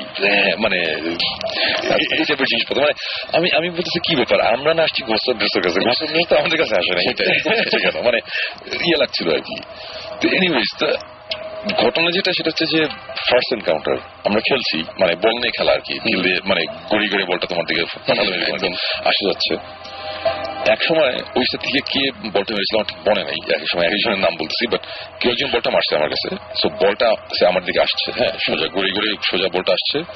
হাফ ওয়েতে মানে বলটা ঠিক রুমের মাঝামাঝি আসার পরে, হাফ ওয়েতে আসার পরে সাথে সাথে বলটা ডান দিকে টান দেয়। আচ্ছা মানে হাফ ওয়ে আসার পর বলটা ডান দিকে যাওয়া শুরু করলো, একেবারে আমার চোখের সামনে জিনিসটা। মানে আমি হঠাৎ করলাম যে হোয়াট দ্য হেল, মানে এটা কি হচ্ছে, বলটা তো সোজা, মানে ফিজিক্স তো বলে সোজা বলটা আমার দিকে আসবে একদম, এবং এখানে কোনো ঢালু জায়গা নাই, কিছু নাই, স্লোপের মতো কিছু নাই, নর্থ যে খোলা জায়গায় আমরা মাঠের মধ্যে খেলছি, বাতাস, সেটা একটা বন্ধ একটা ঘরের মধ্যে। ফ্লোরের স্লোপ থাকলে বল আস্তে আস্তে মানে একটা স্লো কারো ওই স্লোপ টোপের এক্সপ্লেনেশন এগুলো তো মনে মনে কয়েক মাইক্রো সেকেন্ডে চিন্তা করার পরে আমি বলছি এটা কি হচ্ছে। বলটা ডান দিকে যাওয়া শুরু করলো এবং বলটা ডান দিকে যেতে যেতে অনেক দূর চলে গেল, বলটা পুরো রুমের লাস্ট মাথে চলে গেল এবং বিলিভ মি লাস্ট মাথে গিয়ে বলটা থেমে গেল, থেমে আবার বলটা ব্যাক করা শুরু করলো। মানে 1 সেকেন্ডের জন্য থেমেই বলটা আবার ব্যাক করে আবার আসছে, আস্তে আস্তে ঠিক যেখানে সে টার্নটা করেছে ওই জায়গাটা ক্রস করলো, ক্রস করতে করতে বলটা কিন্তু আমার ডান দিকে গিয়েছিল সময়, হ্যাঁ মানে যে মেরেছিল তার লেফটে, আমার ডান, আমার ডান থেকে বলটা যেতে যেতে আমার চোখের সামনে দেখলাম আমাকে ক্রস করতে করতে করতে বাম দিকে চলে গেল। বাম দিকে আরো সে কত 10 ফিটের মতন গেল। বলটা 10 ফিটের মতন যাওয়ার পরে বলটা ওইখানে ঘুরলো, মানে ক্লকওয়াইজ বলটা একটা ছোট একটা সার্কেলে ক্লকওয়াইজ বলটা ঘুরলো, একবার ঘুরলো, দুইবার ঘুরলো, সেকেন্ড টাইম ঘুরে বলটা থেমে গেল এবং থামার পরে বলটা দুইবার কাঁপলো, মানে শেক করলো, হাত দিয়ে নাড়ছে এরকম, এই যে একটা মানে কেঁপে বলটা থেমে গেল। এটা অ্যাকচুয়ালি আমি মুখে বলছি, মানুষ কতখানি বুঝতে পারছে আমি জানি না, বাট আমার চোখের সামনে আমি দেখেছি একটা বল গড়িয়ে গড়িয়ে আমার সামনে আস্তে আস্তে হঠাৎ করে বলটা আমার ডান দিকে টার্ন নিল, অনেক দূর গেল, আবার ব্যাক করে আমাকে ক্রস করে আরো বাম দিকে চলে গেল, গিয়ে বলটা ক্লকওয়াইজ দুইবার ঘুরলো, ঘুরে বলটা থেমে গেল, দুইবার কাঁপলো, বলটা থেমে গেল। এবং এই জিনিসটা দেখার পরে এবং তখন দেখলাম কি যে ঘোষান ওরা খুব খুশি, অ্যাজ ইফ মানে লিলি আসছে খেলতে, ওরকম মজা, মানে এটাই তো হওয়ার কথা। আর আমি বলছি হোয়াট দ্য হেল, এটা কি হচ্ছে, এই জিনিস তো হওয়ার কথা না, এটা কেন হবে, একটা রুমের মধ্যে এটা হবে কেন। আমি অনেকক্ষণ ধরে বসে আছি, ওরা খুব খুশি, কিছুক্ষণ থাকলো, এটি তারপর আর কিছু হয় নাই, ওরা উঠে চলে গেল। ওরা উঠে চলে যাচ্ছে, তখন আমার সাথে তখন ছিল সে বলে যে শুনবে চলেন, আমি বললাম যে আমি যাবো না, আমি একটুক্ষণ আসি। আমার একটু সন্দেহ হচ্ছে, মানে আমি বিশ্বাস করতে পারছি না যে আমার চোখের সামনে এই টাইপের জিনিসপত্র আর ওরা হাসতে খেলতে খেলতে চলে গেল, তো এটা কিভাবে পসিবল। কারণ আমরা ঢাকায় মানে বাংলাদেশে যখন এই টাইপের জিনিসপত্র হয় এবং হয়েছে, তখন আমরা ঝাঁপিয়ে পড়ে আসে না লাইট টাইট নিয়ে, মানে কেমন মানে কিছু একটা হইলে আমরা দৌড়ে সেখানে যাই, আমরা ইনভেস্টিগেট করি, চিল্লাচিল্লি, মানে একটা জিনিস হইতেছে, এটা রেকর্ড হচ্ছে না কিসব, আর ওদের ব্যাপার হচ্ছে আচ্ছা ঠিক আছে হ্যাঁ মানে দারুণ হয়েছে বলে তাহলে মানে এই টাইপের একটা ব্যাপার আর কি। সো ওরা বের হয়ে যাওয়ার সাথে সাথে আমি যেটা করলাম, আমি সাথে সাথে আমার টর্চ বের করে আমি ফ্লোর দেখা শুরু করলাম, যেখানে এসে বলটা ডান দিকে টার্ন করেছে ওই জায়গাটাতে গেলাম, ওই জায়গায় ছবি তুললাম, মানে হাত দিয়ে ধরে ঘষে দেখলাম, মানে আমি বের করার চেষ্টা করছি কিছু একটা আছে, কিছু একটা ব্যাপার আছে, বলটা এভাবে ঘুরতে পারে না। বলটা নিয়ে বলটাকে অনেকক্ষণ ঝাঁকালাম, অনেকক্ষণ ধরে, মানে প্রায় আমি ওখানে বোধহয় 10-12 মিনিট আমি নষ্ট করেছি বল আর এই ফ্লোরের পিছনে খোঁজাখুঁজি করে, মানে ট্রাস্ট মি আমি কিচ্ছু পাই নাই, আমি এরকম কোনো কিছু পাই নাই যে বলটা রিক করা বা রিমোট কন্ট্রোল বা ম্যাগনেটিক কিছু দেয়া, আমি কোনো কিছু পাইনি এবং বলটা এরকম অবস্থা। এটা হওয়ার পরে আমি তখন ওখানে চলে আসলাম, আসার পরে তখনও কিন্তু আমার মধ্যে একটা ইয়ে যে এটা ঠিক আছে বলটা কোনোভাবে ঘুরছে, এটা কোনো ব্যাপার না বলে আবার আমরা গেলাম দোতলায়, দোতলায় গিয়ে ঘুরে ঘুরলাম ওই দোতলা। শুনুন ভাই, জাস্ট একটা ইন্টারাপ্ট করি, এগুলো যখন হচ্ছিল তখন ডিড ইউ ফিল এনিথিং? আমি এটা জিজ্ঞেস করতে চাই, আমি আমার কথাটা হচ্ছে এটাই যে বলটা যখন এগুলো হচ্ছে আমি কিন্তু কিছু ফিল করিনি।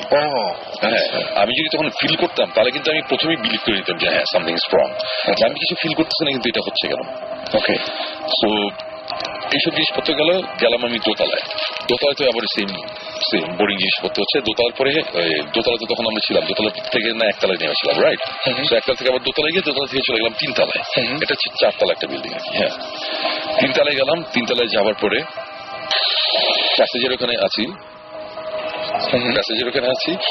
তো ওখানে বসে থাকা অবস্থাতে হঠাৎ করে ওই এইমি সে বললো যে আমরা এখানে একটু বসি। এই সে একটা ইকুইপমেন্ট বার করলো, এটা একটা লেজার গ্রিড ইকুইপমেন্ট, একটা ইনস্ট্রুমেন্ট। এটার থেকে চারিদিকে লেজার মারে, একটা রে না, অনেকগুলো ক্রস। পুরো রুমটা একটা ক্রস, একটা লেজার শেপ হয়ে গেল আর কি।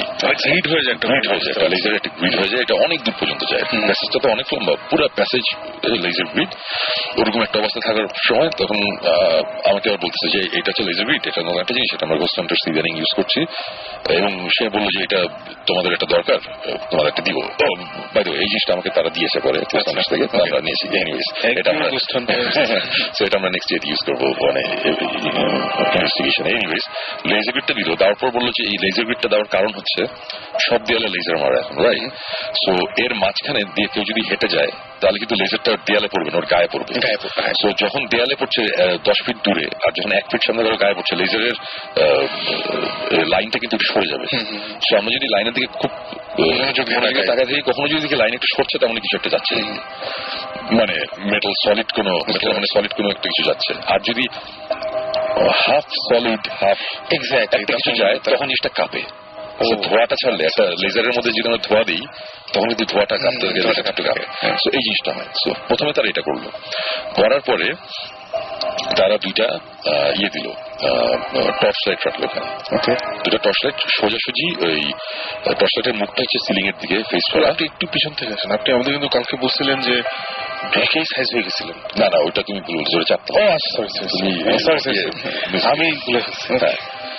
সো ওরকম লেজার রাখা, তো দুইটা কি বলে টর্চ লাইট তারা মাটির মধ্যে রাখলো লম্বলম্বি, মানে টর্চ লাইটের মুখটা হচ্ছে, মানে আলোটা হচ্ছে আলোটা বের হবে সেটা হচ্ছে সিলিং এ ফোকাসটা পড়বে, এইভাবে দুইটা টর্চ লাইট পাশাপাশি রাখলো। আমি বললাম যে এখন কি করতেছো এটা? তখন বললো যে এই লেজার গ্রিড এর মাঝখানে টর্চ লাইট। সো আমরা এখন স্পিরিটদের কনভিন্স করার চেষ্টা করবো তারা যাতে এই টর্চ লাইট গুলো অন করে। আরো কিছু জিনিসপত্র রাখছে আর কি, যে এগুলো যাতে অন অফ করে, কিছু একটা করে। এবং এটা করার সময় আমরা লেজার গ্রিডে আমরা কিছু ধরা পড়ে নাকি, এটা দেখবো আর কি। আমি বললাম যে আচ্ছা ঠিক আছে, ফাইন। আর আমি মনে বলি রাইট, তোমরা বললে আর এসে টর্চ লাইট জ্বালাই দিলে তোমার চা করতো। মানে ওই বলের ব্যাপারটা তো ওই যেটা হয় আর কি, যে কিছু ফিল যদি আমি করতে না পারি, আমি জিনিসটা বিলিভ করতে চাই না। আমি এখন কিছু ফিল করতে পারতেছি না, সো আমি বলছি আচ্ছা ঠিক আছে, ফাইন। তোরা রাখলো, রাখার সাথে সাথে তখন আমার বললো তোমার একটা টর্চ লাইট আছে না? আমি বললাম হ্যাঁ আমার একটা টর্চ আছে, ম্যাক লাইট, বলে এটা দাও, বলে ওইটা দিলাম। ওইটা তার পাশে রাখলো, পাশাপাশি 3টা টর্চ লাইট খাড়া করে রাখলো। তারা টর্চ লাইট 3টা রেখা বসে তারপরে এই গল্প শুরু করলো। মানে সে মাঝে মধ্যে কথা বলে যে তোমরা যদি এখানে কেউ থাকো, আমাদের কথা যদি শোনো, তাহলে তোমরা এখানে আসো, যে টর্চ লাইট রাখা আছে, লেজার গ্রিড রাখা আছে, তোমরা একটা কিছু নাড়াও, একটা কিছু করো, সো দ্যাট আমরা বুঝতে পারি যে তোমরা এখানে আছো। এবং তারপরে আবার এই কথা বলে উই মিন নো হার্ম, মানে আমরা তোমাদের কোনো ক্ষতি করতে আসি নাই, আমরা তোমার ফ্রেন্ড, তোমরা আসো। মানে আমি বলছি যে আমরা যখন এখানে করি, আমরা উল্টা আমরা বুঝানোর মানে উল্টা করি আর কি। ওরা আমরা চাই এখানে না থাকুক বা চলে যাক, এখানে চলে যাবে না, মানে আসো, বাট মানে এরা বলতেছে যে আমাদের ভয় পাওয়ার কিছু নেই, আর উল্টা আমাদের ভয় পাওয়ার কিছু নেই। এটা কেমন কথা? তো আমার কাছে ওদের টেকনিকটা অন্যরকম, মানে কিন্তু আবার ইন্টারেস্টিং। মানে মানুষই বলছে যে মানুষকে ভয় পাওয়া, আমাদের ভয় পেও না, আসো, কোনো অসুবিধা নেই। আর উল্টা দিকে আমরা বলি যে আমাকে ভয় দেখিও, ওইটাই আর কি, সেটাই। সো এনিওয়েজ তারা এরকম করতেছে। এবং আমরা স্লাইটলি এগ্রেসিভ, আমরা সাহস থাকলে আমরা একটু বলি হ্যাঁ সাহস থাকলে, মানে আমরা একটু এগ্রেসিভ, মানে আমরা একটু বাজে ব্যবহার করি, সেজন্যই বোধহয় আমাদের প্যারাটা না প্যারাটারা জানি না। বাট এই ব্যাপারটা নিয়ে আলাপ করতেছিলাম ওদের সাথে। ওরা বললো যে কখনো এই জিনিসটা করো না, মানে ওদের খ্যাপানোর তোমার দরকার নেই, তোমার খ্যাপানোর দরকার নেই। তুমি ফ্রেন্ডলি ভাবে ওইভাবে তুমি যদি কথা বলো, যদি গুড স্পিরিট হয়, তাহলে ও আসবেই, এসে তোমাদের দেখা দিবে যে হ্যাঁ আমরা আসি। তোমাদের তো এই জিনিসটা রেকর্ড করা, ডকুমেন্ট করা দরকার, ডকুমেন্ট তোমরা এমনি করতে পারবা, চেতায় দিলে কি দরকার, মানে এটা খারাপ দেখায়।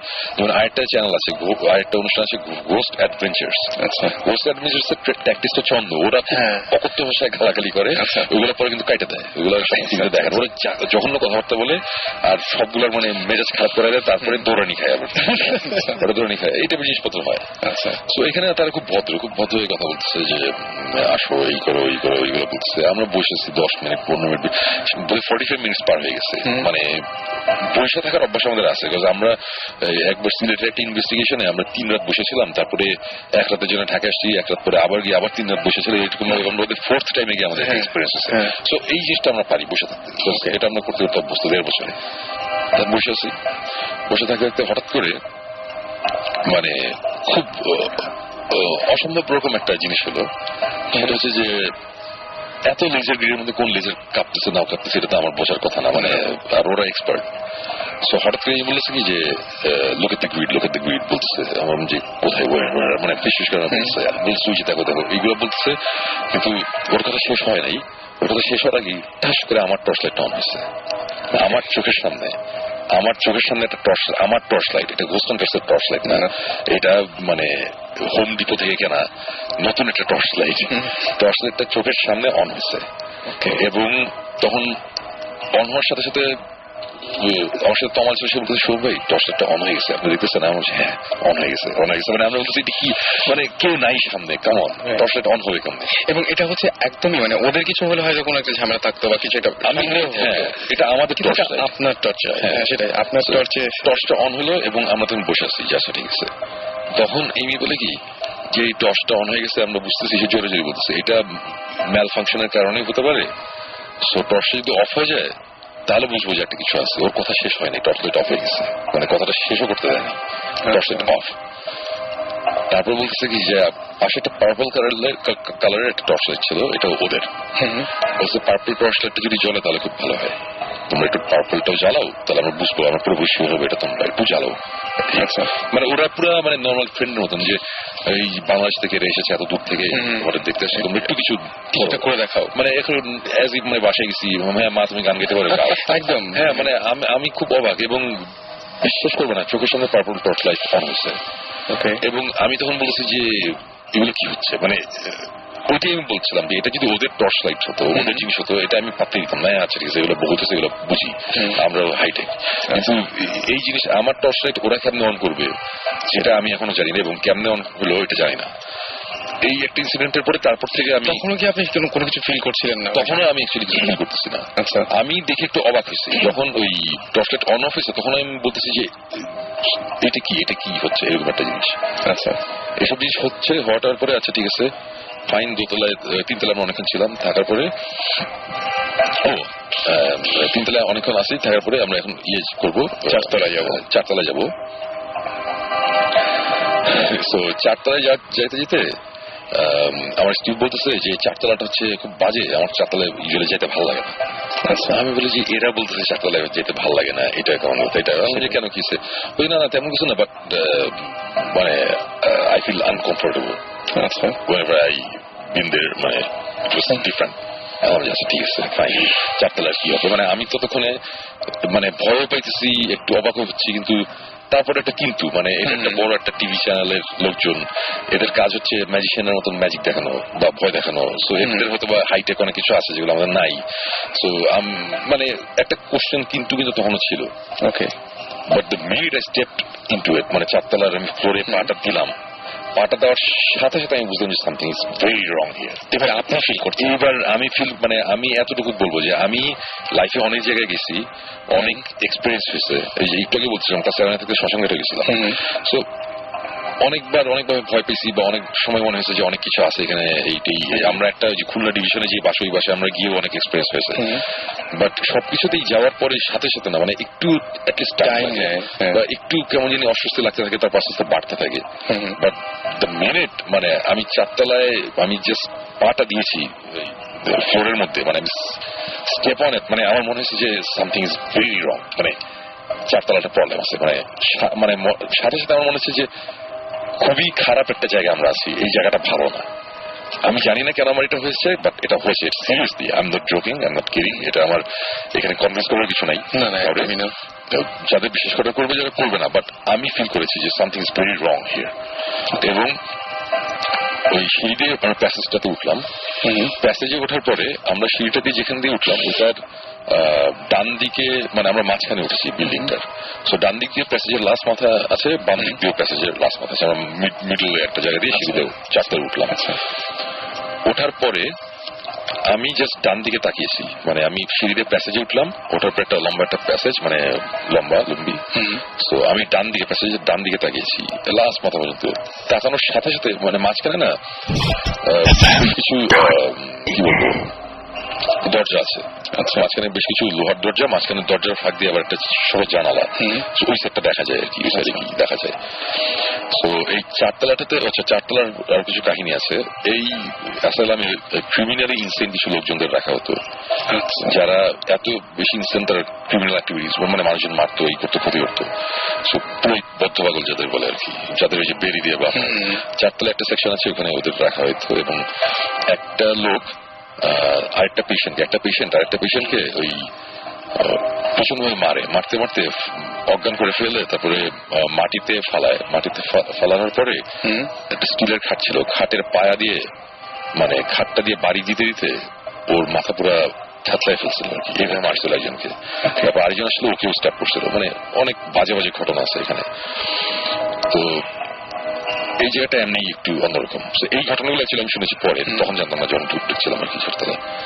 সো ঢোকার পরে চারতলায় আমি জাস্ট ডান দিকে তাকানোর সাথে সাথে আমার মনে হয়েছে অনেক দূরে, মানে প্যাসেজের লাস্ট মাথায় আমি একটা কিছু দেখছি, মানে গ্রিন কালারের সবুজটা মানে ড্যাম্প টাইপের সবুজ না, বেশ ব্রাইট উজ্জ্বল ধরনের সবুজ, লেজারের মতো অনেকটা এরকম ধরনের। জোনাকির চেয়ে জোনাকি তো ঘোলা, একটু ঘোলা, এটা স্টার টাইপের। এটা বেশ ব্রাইট, এটা আমি ঠিক বুঝতে পারছি না, বেশ ব্রাইট।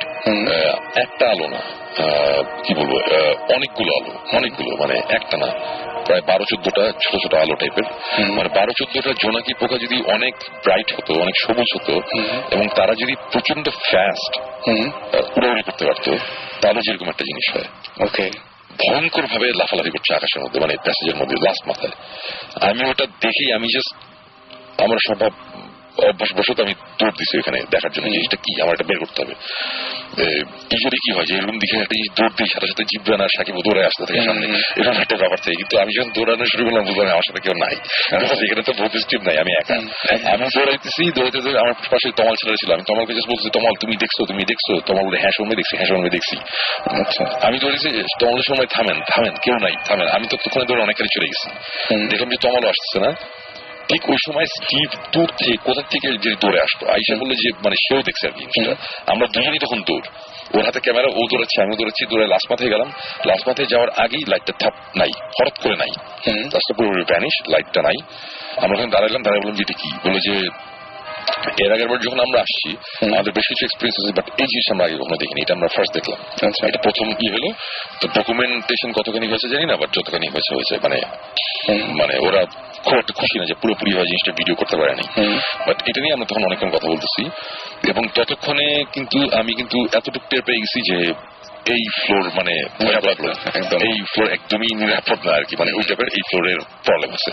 তো তখনই অ্যাকচুয়ালি আমি কথা বলা শুরু করলাম যে এই ফ্লোরে কি হয় না হয়। তখন আমাকে বললো যে এখানে ক্রিমিনাল ইনসিডেন্টদের রাখা হতো, এখানে এইভাবে 2টা মার্ডার হয়েছিল একটা রুমের মধ্যে, ওই রুমের মধ্যে হয়েছে।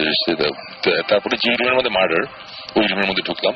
ঢোকার পরে আমরা তো সব রুমে যে ছবি টবি তুলতেছি, হ্যাঁ, তো ওই রুমের ওই ডিজিটাল ক্যামেরায় ছবি তুলতো, ওই রুমে ছবি তুললো। ছবিটা হচ্ছে আমি আর হচ্ছে তমাল ছেলেটা, সে আর ছবিটা তুলতেছিল হচ্ছে যে স্টিভ। তো আমার সাথে ট্যাঙ্গো আরেকজন আছে, আমরা 3জন দাঁড়ায় আছি। তো ছবি তুললে 2টা সে একটা মুখ দিয়ে একটা বাজে ভাষা বললো যে ওয়াট দ্য হেল টাইপের একটা জিনিস বললো, যে হেল বলে নেই, অন্য জিনিস বললাম যে কি ব্যাপার, বলে যে ছবি আসেনি। বলে দেখলাম যে পুরো সাদা, মানে ছবিটা হচ্ছে ওভার এক্সপোজ হয়ে যেটা হয়, পুরো সাদা একটা ছবি আসছে।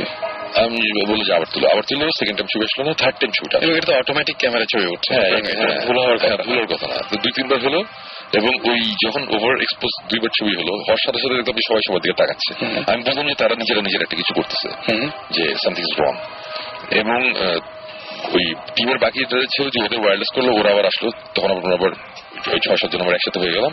হওয়ার সাথে সাথে তারা দেখলাম যে এখানে ওই যাবতীয় ইকুইপমেন্ট বসানো শুরু করছে। আমি তখন বললাম যে এটা কি হতেছে, ওরা ততক্ষণ ইলেকট্রোম্যাগনেটিক ফিল্ড সব বের করে মাপা শুরু করছে, যে বললো যে এখানে প্রবলেম আছে। আমি বললাম যে এই এতক্ষণে পাইছে, আমি বললাম যে এই জিনিসটা আমি তোমাদের বলতেছি যে 4 তলায় প্রবলেম আছে, আমি তোমাদের 1 তলা 2 তলা 3 তলা ভুয়া, এখানে কিচ্ছু না, ওই এক জায়গায় খালি বল নড়ছে কি নড়ে নাই, ওই লাইট জ্বলছে কি চলে নাই, আমি বুঝি না, এইগুলা হয়েছে, কিন্তু এইখানে কিছু আমি এখন ফিল করতেছি, এতক্ষণ আমি কিছু ফিল করিনি। ওকে, ওই টিমও তখন সিরিয়াস হয়ে গেছে, আচ্ছা ঠিক আছে এই ব্যাপার হাবি যাবি এগুলো হইতে হইতে তারপরে আমরা যেটা করলাম যে আমরা ভৌতিষ্ঠ যেটা করি এরাও ওটা করে, দেখলাম যে 2 ভাগে ভাগ হয়ে গেল, আলাদা 2 ভাগ হয়ে গেলাম। এক ভাগে হচ্ছে আমাদের সাথে ছিল হচ্ছে স্টিভ আর আরেকটা ছেলে ওই গোস্ট হান্টার্স এর ক্রু টাইপের কেউ, মেন কেউ না, ছিল এমি আর ট্যাঙ্গো। আচ্ছা, ওরা ছিল গোস্ট হান্টার্স এর বাকি 2 জন ছিল। আমাদের এই টিমের মধ্যে আমরা এখানে বসেছি, আমরা বসে আমরা কথাবার্তা বলতেছি, আলাদা হয়ে গেছে, আরেকটা টিম আলাদা। তা ওই 4 তলার প্যাসেজের ওইখানে আমরা বসা, মাটির মধ্যে বসলাম, বসে আবার বসে আসি, বসে থাকতে থাকতে ওরা কথা বলা শুরু করলো যে ততক্ষণে কিন্তু সবকিছু মোটামুটি কি বলবো এটারে যে কমপ্লিট বা সব মেশিন সব সেটআপ হয়ে গেছে। আমরা বসে আছি, তখন তারা বলতেছে, হঠাৎ করে স্টিভ বলা শুরু করছে যে ওই আমরা জানি তোমরা এখানে এক্সিস্ট করো, এখানে আছো, আমরা জানি, ওই যে সেম জিনিস we mean no harm, but ততক্ষণে কিন্তু আমার কিন্তু ভিতরে কিন্তু খবর হয়ে গেছে উই মিন নো হার্ম মানে কি, আমার তো মনে হচ্ছে এরা উল্টা বলবে যে তোরা এখানে কি আছে। হ্যাঁ, তো এরকম একটা অবস্থা। তো ওরা খুব কুললি বলতেছে যে কোনো এরাই তোমরা আসো, তোমরা দেখা দাও, আমাদের সামনে আসো, একটা কিছু করো, সো দ্যাট আমরা বুঝি তোমরা আসো, এটাই তোমরা আসো, এইটা প্রে করতেছে। তা এই কথাবার্তা চলতেছে হঠাৎ করে টাং করে একটা আওয়াজ হয়েছে অনেক দূর থেকে, মানে জিনিসটা লাস্ট মাথায় আওয়াজটা কিরকম আমি বলি, কোন ওই পাইপ, পানির পাইপ বা এইসব কিছুর মধ্যে যদি রড দিয়ে আমরা বাড়ি দিই একটা আওয়াজ হয় না, একটা টাং, একটা একদম, হ্যাঁ ঠিক ওই একটা আওয়াজ, এবং আওয়াজটা অনেক দূর থেকে, মনে হচ্ছে কি যে প্যাসেজটা করে লাস্ট মাথা থেকে আসছে। আচ্ছা, ওখান থেকে একটা আওয়াজ আসলো, যে আচ্ছা এটা যে কোনো আওয়াজ হতেই পারে ব্যাপার। তারপরে ধাপ করে আরেকটা আওয়াজ, বুঝলাম যে এটা আরেকটু সামনে। ওকে, তারপরে আবার ধাপ একটা আওয়াজ সামনে, তারপরে হাঁটার আওয়াজ, একটা কিছু হাইট আসতেছে, আচ্ছা আওয়াজটা বন্ধ হয়ে গেল। তারপরে এরকম একটা জিনিস হলো যে মানে পুরোপুরি ভাবে আমি ফিল করছি যে রাসেল, এই যে আমার কিন্তু এখন তুমি এটা দেখতে পাচ্ছ নিশ্চয়ই, আমি দেখতে পাচ্ছি, পুরো আমার সামনে দেখতে পাচ্ছি, বুঝবাব আমার এখনো লং দাঁড়িয়ে গেছে, আমার এখনো ফিলটা মনে আছে যে তখন মনে হচ্ছিল যে খুব খারাপ একটা কিছু, অশুভ একটা কিছু একটা জিনিস আসতেছে আমাদের সামনে, আস্তে আসতেছে, কিন্তু আমরা কিন্তু কাউকে দেখছি না। মানে আমি তখন পুরোপুরি স্টিভ বসে আছে আমার পাশে, তমাল চুপ করে বসে আছে, স্টিভের চেহারা ততক্ষণ গোমরা হয়ে গেছে, মানে বুঝতেছি সামথিং ইজ রং, যে এখন এখানে একটা কিছু হইতেছে যেটা তারাও একটু এখন টেনশন ভয় পাচ্ছে বা কিছু একটা।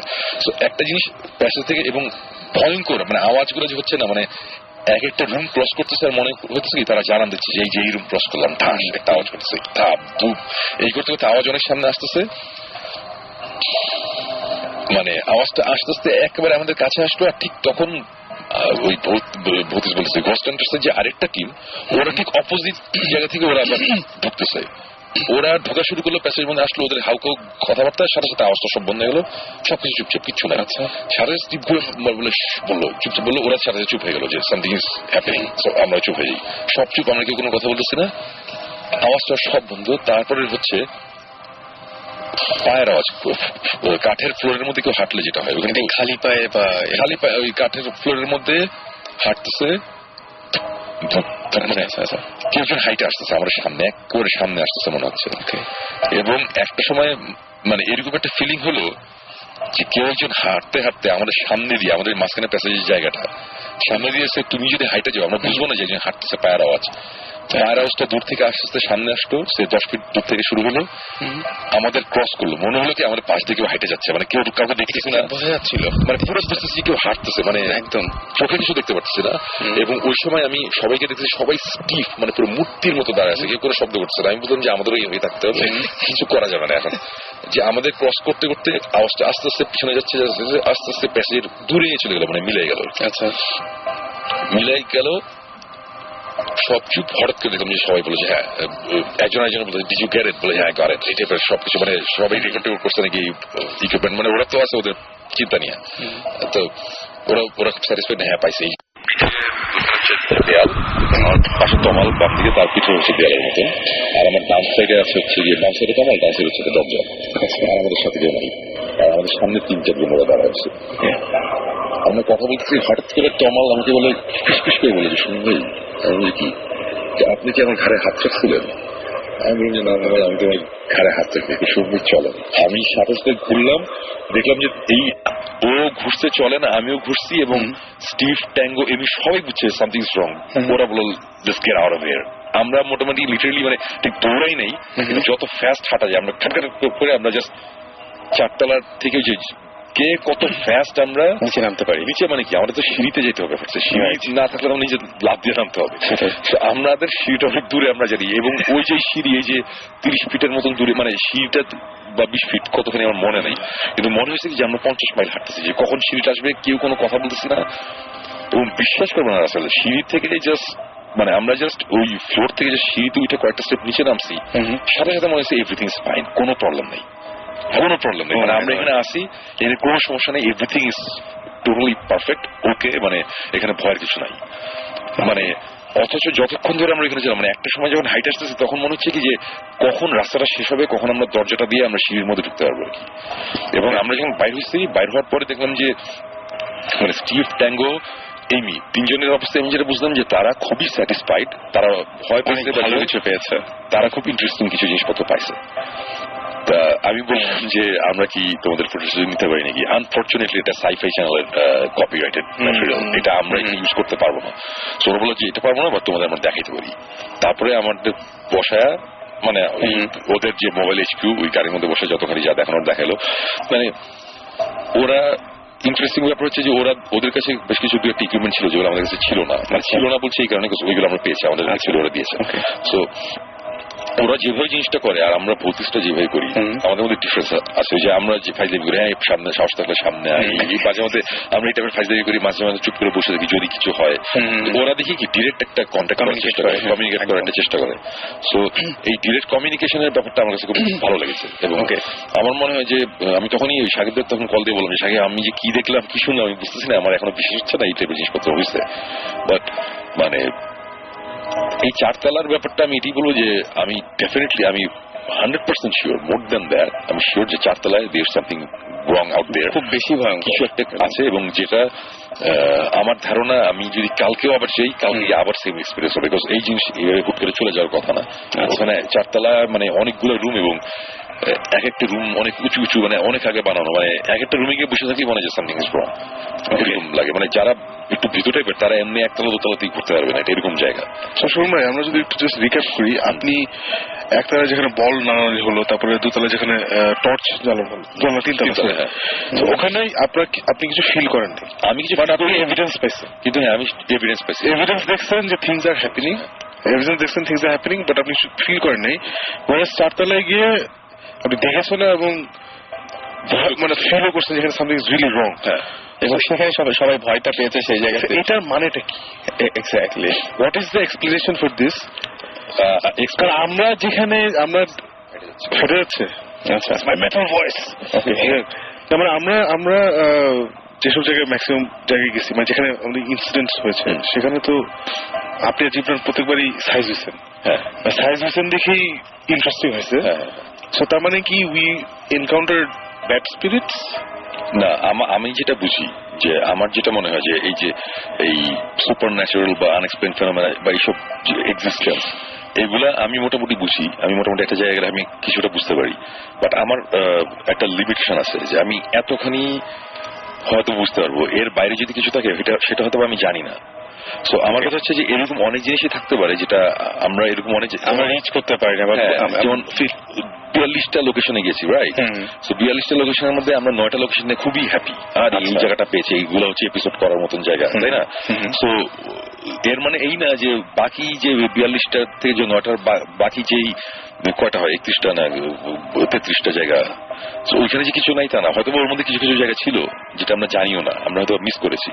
তো আবার আরেকটা ব্যাপার আছে যে আমি যতখানি এগুলো ফিল করি আমার চেয়ে বেশি করে আবার জিব্রান, মানে জিব্রান এরকম অনেক সাকিব তো মিদরে অনেক জায়গায় জিব্রান বলতেছে সামথিং ইজ রং একদম, এবং আমি তখন বলেছি যে না অ্যাকচুয়ালি না আমার মনে হয় না, কিন্তু হোয়াট ইফ আসলে এখানে কিছু একটা উল্টোপাল্টা ছিল যেটা আমি বুঝি নাই, জিব্রান বুঝতে পারছে। জীবন ভাই আমি নিজে এটা দেখেছি, জীবন ভাই অনেক দ্রুত বুঝতে পারে এবং তারপরে ফল ভোগ করতে হয়। এটা না ফল ভোগ ওটা সবকিছুরই অ্যাকশনের রিয়াকশন মানে কনসিকুয়েন্স তো থিওরি আছে শুনবে আমার এটা। মানে এক জিনিস হচ্ছে যে আমার একটা আপনি যেটা বললেন না যে সাকিব যেটা জিজ্ঞেস করলো যে কয়েক সময় কয়েক সময় হয় না, আমার একটা ফ্রেন্ডের বাসা আছে, ওর অনেকদিন ধরে বলছিল ওর বাসায় প্রবলেম আছে কিন্তু আমি যে জীবনে কোনো কিছু ফিল করি নাই। একদিন আমার সময় আমি বসে আছি, আমার চোখের সামনে দরজাটা যে বছর দিয়ে দরজাটা বন্ধ হয়ে গেল, পুরো বসে দিয়ে দরজাটা বন্ধ হয়ে গেল, আবার একটু খুললো, আবার ওই ইয়ে সিস্টেম খুলে গেল। I did not feel anything but it's happening আমার সামনে। সো আমি যত জায়গায় গেছি তারপরে যা কিছু হচ্ছে সব জায়গায় যে আমি আমি আগে মানে একটু বুঝতে পারি কিছু হচ্ছে, কিন্তু ওটা আমি ওই একটা জায়গায় আমি বুঝতে পারি। মেবি আমার আরেকটা এক্সপ্লেনেশন আছে, সেটা হচ্ছে যে মেবি যে ঘোস্ট হান্টার্সদের সাথে যখন দেখা করতে যাচ্ছি, ওদের সাথে ইনভেস্টিগেশনে যাচ্ছি, তখন আমার মাথায় একটা জিনিস কাজ করছে, সেটা হচ্ছে যে ঘোস্ট হান্টার্স দেশের বাইরে থেকে কিছু লোকজন আসছে, এদের নিয়ে আমরা একটা ইনভেস্টিগেশনে যাচ্ছি, সো আমাদের ওদের ইমপ্রেস করতে হবে, সো আমরা অনেক কিছু ফেক জিনিসপত্র করবো, ওরা যাতে ভয় পায়। সো এই জিনিসটা তো আমার মাথায় অ্যাকচুয়ালি কাজ করতেছিল, সবকিছু আমি প্রচন্ড ভাবে এক্সপ্লেন করার চেষ্টা করতেছিলাম। সো আমার হয়তো আমার মেন্টাল স্টেটটা এটা ছিল যে আমার এখানে ভয় ঢুকতে দেওয়া যাবে না। হ্যাঁ, বাট 4 তলায় যাওয়ার পরে একটা স্পিরিট অথবা ওই যে ওইটার লেভেলটা এত বেশি ছিল যে আমার সাবকনশিয়াস মাইন্ডের ওটা আটকাতে পারে নাই যে না এখানে একটা কিছু আছে এবং এটা বুঝো। সময় আমাদেরকে SMS করেছে যে প্রিয়াঙ্কা, এবং প্রিয়াঙ্কা বলছে যে সুমন ভাই মানে তার ধারণা যে গুড স্পিরিট যেগুলো সেগুলো আপনি ফিল করতে পারেন না, বাট ব্যাড স্পিরিট সেগুলো আপনি খুব সহজে ফিল করেন। বলতে চাচ্ছিল যে we pick up certain frequencies, যেটা আমি সবসময় বারবার বলি যে আমরা everything in the universe is a frequency, একটা ফ্রিকোয়েন্সি চলে। আমরা যেটা ধরি আমি যেটা বারবার ফিল করছি, it's certain frequencies that we pick up. না আবার আরেকটা ব্যাপার আছে যে এই যে গুড স্পিরিট যে ধরতে পারি না ব্যাড স্পিরিট, বাট এটা যদি হয় তাহলে আমাদের ভৌতিকের পাইলট এপিসোড, আমাদের ফার্স্ট এপিসোড যেটা ছিল, মানে মানুষজন এখনো দেখে নাই, আমাদের যেটা দিয়ে অ্যাকচুয়ালি ভৌতিকটা শুরু হয়, আমরা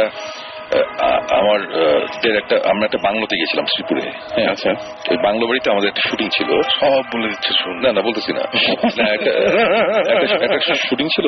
ওই শুটিং এ যখন আমরা গিয়েছিলাম তখন একটা সময় এরকম একটা কিছু হচ্ছিল উল্টাপাল্টা, তখন আমি ওদের সবাইকে একটা কথাই বলছি যে আমি পুরোপুরি ফিল করছিলাম যে বাইরে থেকে খারাপ একটা কিছু ঢুকতে যাচ্ছে, বাট ভিতরে একটা কিছু আছে যেটা ভালো, এরা আমাদের সেভ করতেছে, ওদের ঢুকতে দিতেছে না। এটা কিন্তু আমি ওদের বলছি, মনে আছে? আমি কিন্তু তখন ক্লিয়ারলি বলছিলাম। তখন কিন্তু আমি গুড স্পিরিট ব্যাড স্পিরিট দুইটার কথাই কিন্তু আমি বলছি। আমার কাছে কিন্তু দুইটি মনে হয়েছে, এখানে ভালো একটা কিছু আছে, খারাপ একটা কিছু আছে। তো খারাপ জিনিসটা ভালো গুলা আমাদের আপনাদেরকে প্রকাশ করছে। ইনফ্যাক্ট ওই সময় আমাদের এরকম একটা ফিলিং হয়েছিল যে পুরো মনে হয়েছিল যে আমার গায়ে কেউ টাচ করছে আর কি, খালি আমাকে না, মানে আমার দিকে ঘুরা এই জীবনে দিয়ে গেছে, মানে এই টাইপের জিনিসপত্র হয়েছে আর কি। এবং তখন আমি বলতেছিলাম যে এখন যেটা আমরা ফিল করতেছি এটা হচ্ছে ভালো, এরা আমাদের কোনো ক্ষতি করবে না। বাইরে যারা আছে ওরা খারাপ। তো বাইরে থেকে এসে আমরা দরজা বন্ধ করে দিয়েছিলাম, তারপর সারা দরজা ধাক্কা থাকে, অনেক কিছু হয়েছে। ওটা আমাদের first episode. I think Suman ভাই ওই মেয়েটা কি প্রিয়াঙ্কা, ও যেটা লিখছে ওটাকে যদি আমরা আরেক স্টেপ ফার্দার নিই, maybe it's not bad spirits যেটা আপনি ফিল করেন ওর সামথিং। মেবি যখন আমরা কোথাও যাই এবং ওখানে কিছু একটা থাকে যেটা কোনো হার্মফুল ইন্টেনশন থাকে, maybe that's what you pick up. Maybe বুঝছেন? কারণ ওই মেয়েটা যখন বলটা খেলছিল, সে you didn't pick up any because তার কোনো ব্যাড ইন্টেনশন ছিল না towards anybody in that room, তাই না? তারপর আপনার যখন ওই টর্চ যখন জ্বালানো বন্ধ হলো, ওটা জাস্ট আপনার সাথে ইন্টারঅ্যাক্ট করছিল, দ্যাটস ইট, কোনো ইন্টেনশন ছিল না খারাপ। সো ওই এখন আপনি যেটা ওই যে বাংলার কথা বললেন বা ওই 4 তলায় গিয়ে যেটা হলো, ওখানে I guess you or Jibran, you guys pick up the intention. যখন কোনো ইন্টেনশন স্পেসিফিকলি থাকে যে আমাদের ক্ষতি বা কিছুটা করবে, মেবি দ্যাটস ওই ইন্টেনশনটা পাসেস থ্রু। মানে মেবি আমরা কিন্তু সবই কিন্তু আমরা ধরে নিচ্ছি মেবি তো আসলে হ্যাঁ। আর কিন্তু আবার দেন এগেন ইরেশের বাংলাতে যেটা হয়েছিল, আমরা যে ছিলাম, মানে ইরেশের বাংলাতে আমি এবং জীবন পুরোপুরি ফিল করছি আমাদের পিছনে একটা কিছু এসে বসে আছে।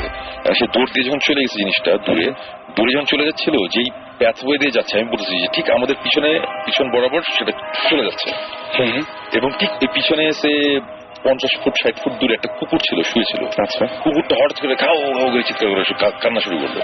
মানে আমি তখন বললাম যে ক্রস করলো, কুকুরটা টের পাইছে।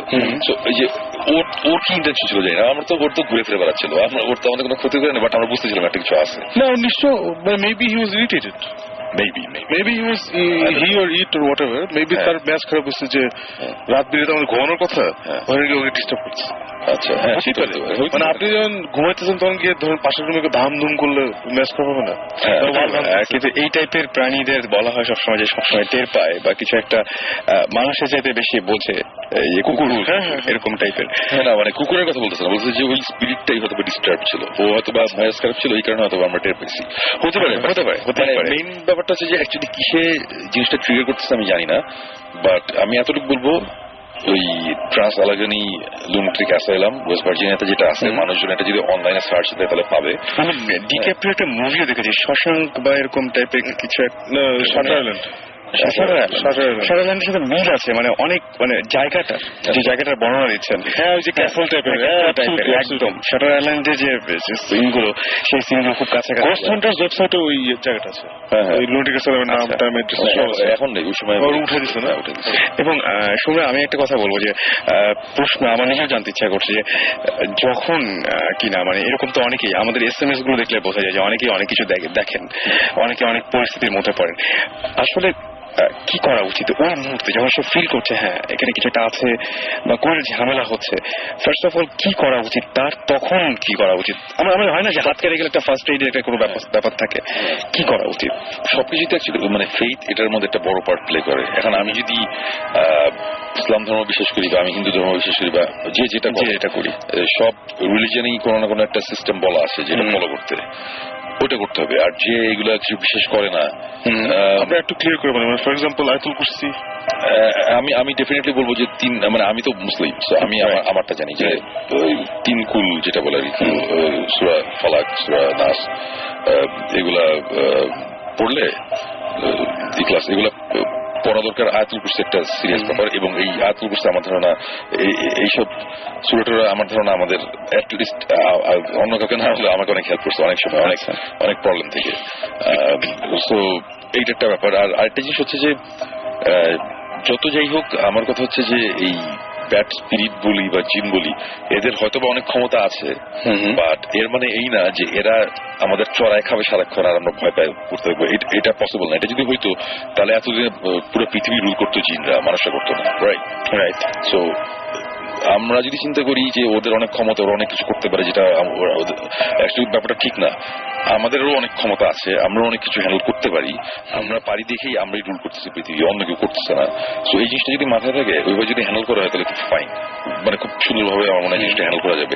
মেইন ব্যাপারটা হচ্ছে ফেইথ, মেইন ব্যাপারটা হচ্ছে বিশ্বাস, এবং আরেকটা হচ্ছে ভয়। একজন মানুষের ভয়ের লেভেল এক একজন, কেউ অনেক ভীতু, কেউ, আমি নিজেকে খুব সাহসী বলতে পছন্দ করি, বিকজ আমি এক সময় ছোটবেলায় আমি তো অনেক ভীতু ছিলাম, আমি টুকটাক অনেক কিছুতে ভয় পেতাম। আর এখন ভয় বলে কোনো জিনিস অ্যাকচুয়ালি খুব একটা এক্সিস্ট করে না আমার লাইফে, মানে আমার কিছু যায় আসে না। সো আমার মধ্যে তো এই জিনিসটা আসছে, রাইট? সো অনেকে যারা ভীতু আছেন, যারা একটু ভয়টা পায় যে কি করবো না করবো, আমার ধরুন একটু সিরিয়াসলি চিন্তা করলে, একটু ডিপলি চিন্তা করলে আমার মনে হয় ভয়টা কাটানো পসিবল। ওকে, ডেফিনেটলি। ওকে, তো আমি একটা কথা বলছি, সপ্তাহ 2 সপ্তাহ আগে, যে যখন এরকম ভয়টা পায় তখন জোরে জোরে বলতে you not welcome here, get out. আমার একটা কাজ হতো, জাস্ট ক্লিয়ারলি বলে দেওয়া যে you are not welcome here. হ্যাঁ, মানে আমি ওই যে আমি এই গল্পটা বোধহয় কয়েকদিন আগে বলছিলাম, আবার অনেক সময় উল্টা হয়। ওই যে সিঙ্গাপুরে একটা হোটেলে বলছিলাম না যে যে হ্যাঁ আওয়াজ করলে জোরে কর, ওরে বাপরে জোরে, মানে কয়েকটা দিন আগে এটা 10টা এপিসোড আগে। আচ্ছা 10টা এপিসোড হতেই পারে না, আমি মাত্র 1 মাস দেশে বাড়ি ছিলাম ভাই। টাইম ফ্লোজ ডিফারেন্টলি, আপনি জেট লাগাচ্ছে না। আসলে আরেকটা জিনিস আমি জানতে চাই, যেটা মানে I wonder if you thought about this thing, যখন ওখানে ছিলেন, আমরা নিজের কিন্তু হাসাহাসি করি যখন গোস্ট হান্টার্স দেখি, যে ইংলিশে বলতেছে, বুঝতেছে না, আমরা গিয়ে যদি ইংলিশে বাংলায় বলি তাহলে করে বুঝবে নাকি? এই এক্সপেরিমেন্টটাকে আপনি ট্রাই করছেন নাকি, যে ওখানে ইংরেজি ভূতের বাংলায় বলা? আমি খুব সিরিয়াসলি জিজ্ঞেস করছি, যদিও শুনতে জিনিসটা খুব হাসি না। এখন কথা হচ্ছে আমি গিয়ে তো আর ভূতের জিজ্ঞেস করি নেই যে ভাই, মানে এখন আমার কথা হচ্ছে যে 1850 সালে যেই ভূত, যে স্পিরিট, সে তো হোয়াটসঅ্যাপ ম্যান, এগুলো ডগ, এগুলো আপনি স্পিরিট, আপনি কিন্তু একটা জিনিস খেয়াল করছেন, আপনি কিন্তু পুরো জিনিসটা স্পিরিট, গোস্ট এইসব বুঝছেন, একবারও জিন বলেন নাই। সো ডু ইউ বিলিভ ওরা জিন না এন্ড সামথিং এলস? ওরা জিন না something else? No, I don't believe that. You don't believe that? আচ্ছা, ওকে। আমার কাছে কয়েকটা এসএমএস আছে। প্রথম যে এসএমএসটা সেটা হিমু পাঠিয়েছে, এবং হিমু যেটা বলতে চায় সেটা হচ্ছে যে সে যখন ক্লাস 6-এ পড়তো তখন সে একটা লোককে স্বপ্নে দেখতো, এবং তিনি বলতেন যে তিনি তাকে কোন সমস্যা হবে এটা বলতেন, আবার কোনটা কিভাবে সমাধান হবে এটা বলতেন, এবং এই এক্সপেরিয়েন্সটা সে করেছে। আর সেকেন্ড যে এসএমএসটা অপু লিখেছে সুমন ভাই, আমাদের এলাকায় একটা পন্ড আছে যেখানে প্রতি বছর একটা করে মানুষ মারা যায়। ওয়াই? প্রতি বছর একটা করে মানুষ কেন মারা যায় এটা তো সুমন ভাই বলতে পারবে না, সেটাই জানে না কেন। বাট ওই পন্ডে, ওই পুকুরে যদি উল্টো পাল্টা কিছু থাকে তাহলে ডেফিনেটলি এটা একটা ইন্টারেস্টিং সাবজেক্ট আমাদের জন্য হতে পারে। ইনফ্যাক্ট আমরা অলরেডি টাঙ্গাইল সাইডে একটা পুকুরের ইনভেস্টিগেট করতে আমরা গিয়েছিলাম। ওখানে স্টোরিটা খুব ইন্টারেস্টিং, এবং ঘটনাটা কিছুটা এরকম যেটা শুনলাম, যে প্রতি বছর একজন করে মারা যায়। বাট হয়েছে কি, এখন এটা অনেক কারণেই মারা যায়। আমি অ্যাকচুয়ালি আমরা তো এখানে বলতে পারবো না, অনেক কারণেই এটা অনেকে হতে পারে। হয়তো সাঁতার জানে না, প্রতি বছর একজন মানুষ যায় যে খুব আনফরচুনেট, সাঁতার তো অনেকেই জানে না, তারপর পুকুরে যায়, অথবা হয়তো পুকুরের নিচে কোন রকম গাছ লতা পাতা আছে যেটা একটু টিপে গেলে মানুষের পায়ে জুড়ে, গাছ লতা পাতার নিচেরটাও এরকম হয়তো আছে না, এরকম যে আটকে ফেলে বা এরকম কিছু একটা হতে পারে। এই যে কিরণ এসএমএস করেছে, কিরণ এসএমএস করে বলছে যে শোন ভাই, স্পিরিট যারা যে ফিল করেন, যে এটা কি শেখা যায় নাকি এটা ন্যাচারাল? এটা আমার ধারণা ন্যাচারাল। আমার কাছেও সেটাই আমার ধারণা, এটা শেখার কোনো কিছু নাই। যদি শেখার থাকতো তাহলে ক্লাস নিতাম, অনেক টাকাও কামাতে পারতাম। মানে আই স্লাইটলি ডিসএগ্রি। আচ্ছা আচ্ছা, I think you can condition yourself. মানে যেমন কেউ আপনার মতো বেস বাজাবে, কেউ আমার মতো বেস বাজাবে। মানে একটা হচ্ছে খুবই হাই লেভেল, একটা হচ্ছে খুবই বেসিক লেভেল। সো আপনি যে লেভেলে পাচ্ছেন, that requires a different type of talent, আর আমি যে লেভেলে পাচ্ছি that's a different type of talent, মানে আরো smaller margin. So I am saying যে আপনার মতো হয়তো ধরতে পারবে না, মানে আপনি যেভাবে একটা রুমে ঢুকে বুঝে যান, যেটা আমি এখনো পারি না, আমি জীবনে একবারই পারছি। সো হয়তো আপনার লেভেলে পারবে না, কিন্তু হয়তো আমার লেভেলে পারবে। মানে আর নিজেকে যদি ট্রেন করে, নিজে যদি একটু চিন্তা করে, যে আমার যেমন এই ভোটেশন করার পর থেকে আমি ফের অনেক কিছু নোটিস করা শুরু করছি। কারণ আপনি তো ইউজুয়ালি আমাদের কেসগুলো যেটা হয়, ইউ ডিল উইথ যারা কথাবার্তা বলে, you deal with them, I don't deal with them. এখানে এসে আসেন, আই হ্যাভ লিসেন টু, মানে ডাইরেক্টলি কথা বলছি লোকজনের সাথে। So I have started experience link, যেগুলো আমি আগে নোটিস করতাম না, টু বি ভেরি মানে অনেস্ট।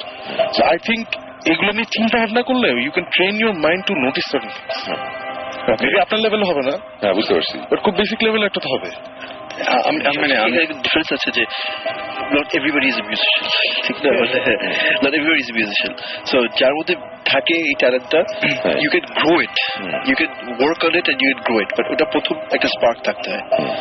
মানে তার জন্য আমি বলছি, মানে I agree with both sides, but হ্যাঁ বুঝতে পারছি সেটা। তবে আমার কাছে মনে হয় যে আমি আজকেও যেটা বলছিলাম, যে আমি যখন মনে করছিলাম যে আচ্ছা কিছু একটা ঘটুক, আমি আজকে ভূত এফএমএ শেয়ার করবো, এরকম কোনো কিছু আমার কাছে ছিল না।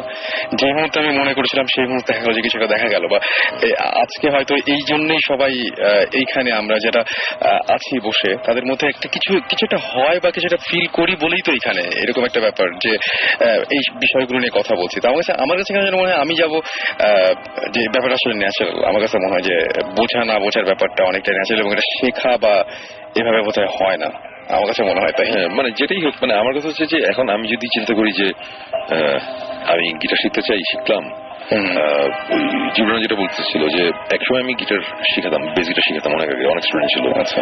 প্রত্যেক মাসে 30-40টা স্টুডেন্ট শিখাতাম। সো 30-40টা ভালো বেস গিটার কিন্তু বের হয় নাই। হ্যাঁ, বেস গিটার কিন্তু দেখা যায় 2-3টাই। সো বাকিরা হয়তো শিখতে চায় কিন্তু ওদের মধ্যে হয়তো জিনিসটা নাই, মানে শেখার। সো ওরকম হয়তোবা যারা শিখতে চায় ওদের মানে শিখতে চায় মানে জানতে চায় এটা কিভাবে কন্ট্রোল করার, এটার কোনো প্রপার কোনো গাইডলাইন, কোনো গাইড বুক এরকম কিছু নাই। আচ্ছা। হ্যাঁ, এটা আস্তে আস্তে অটোমেটিক ভাবে হয়েছে। মানে আমি নিজে আমার লাইফে আমি এরকম একটা সময় হয়েছে যে আমি একসময় খুব অসুস্থ ছিলাম, মানে আমার অনেক জ্বর, 104-5 ডিগ্রির মতন জ্বর উঠে যাচ্ছে।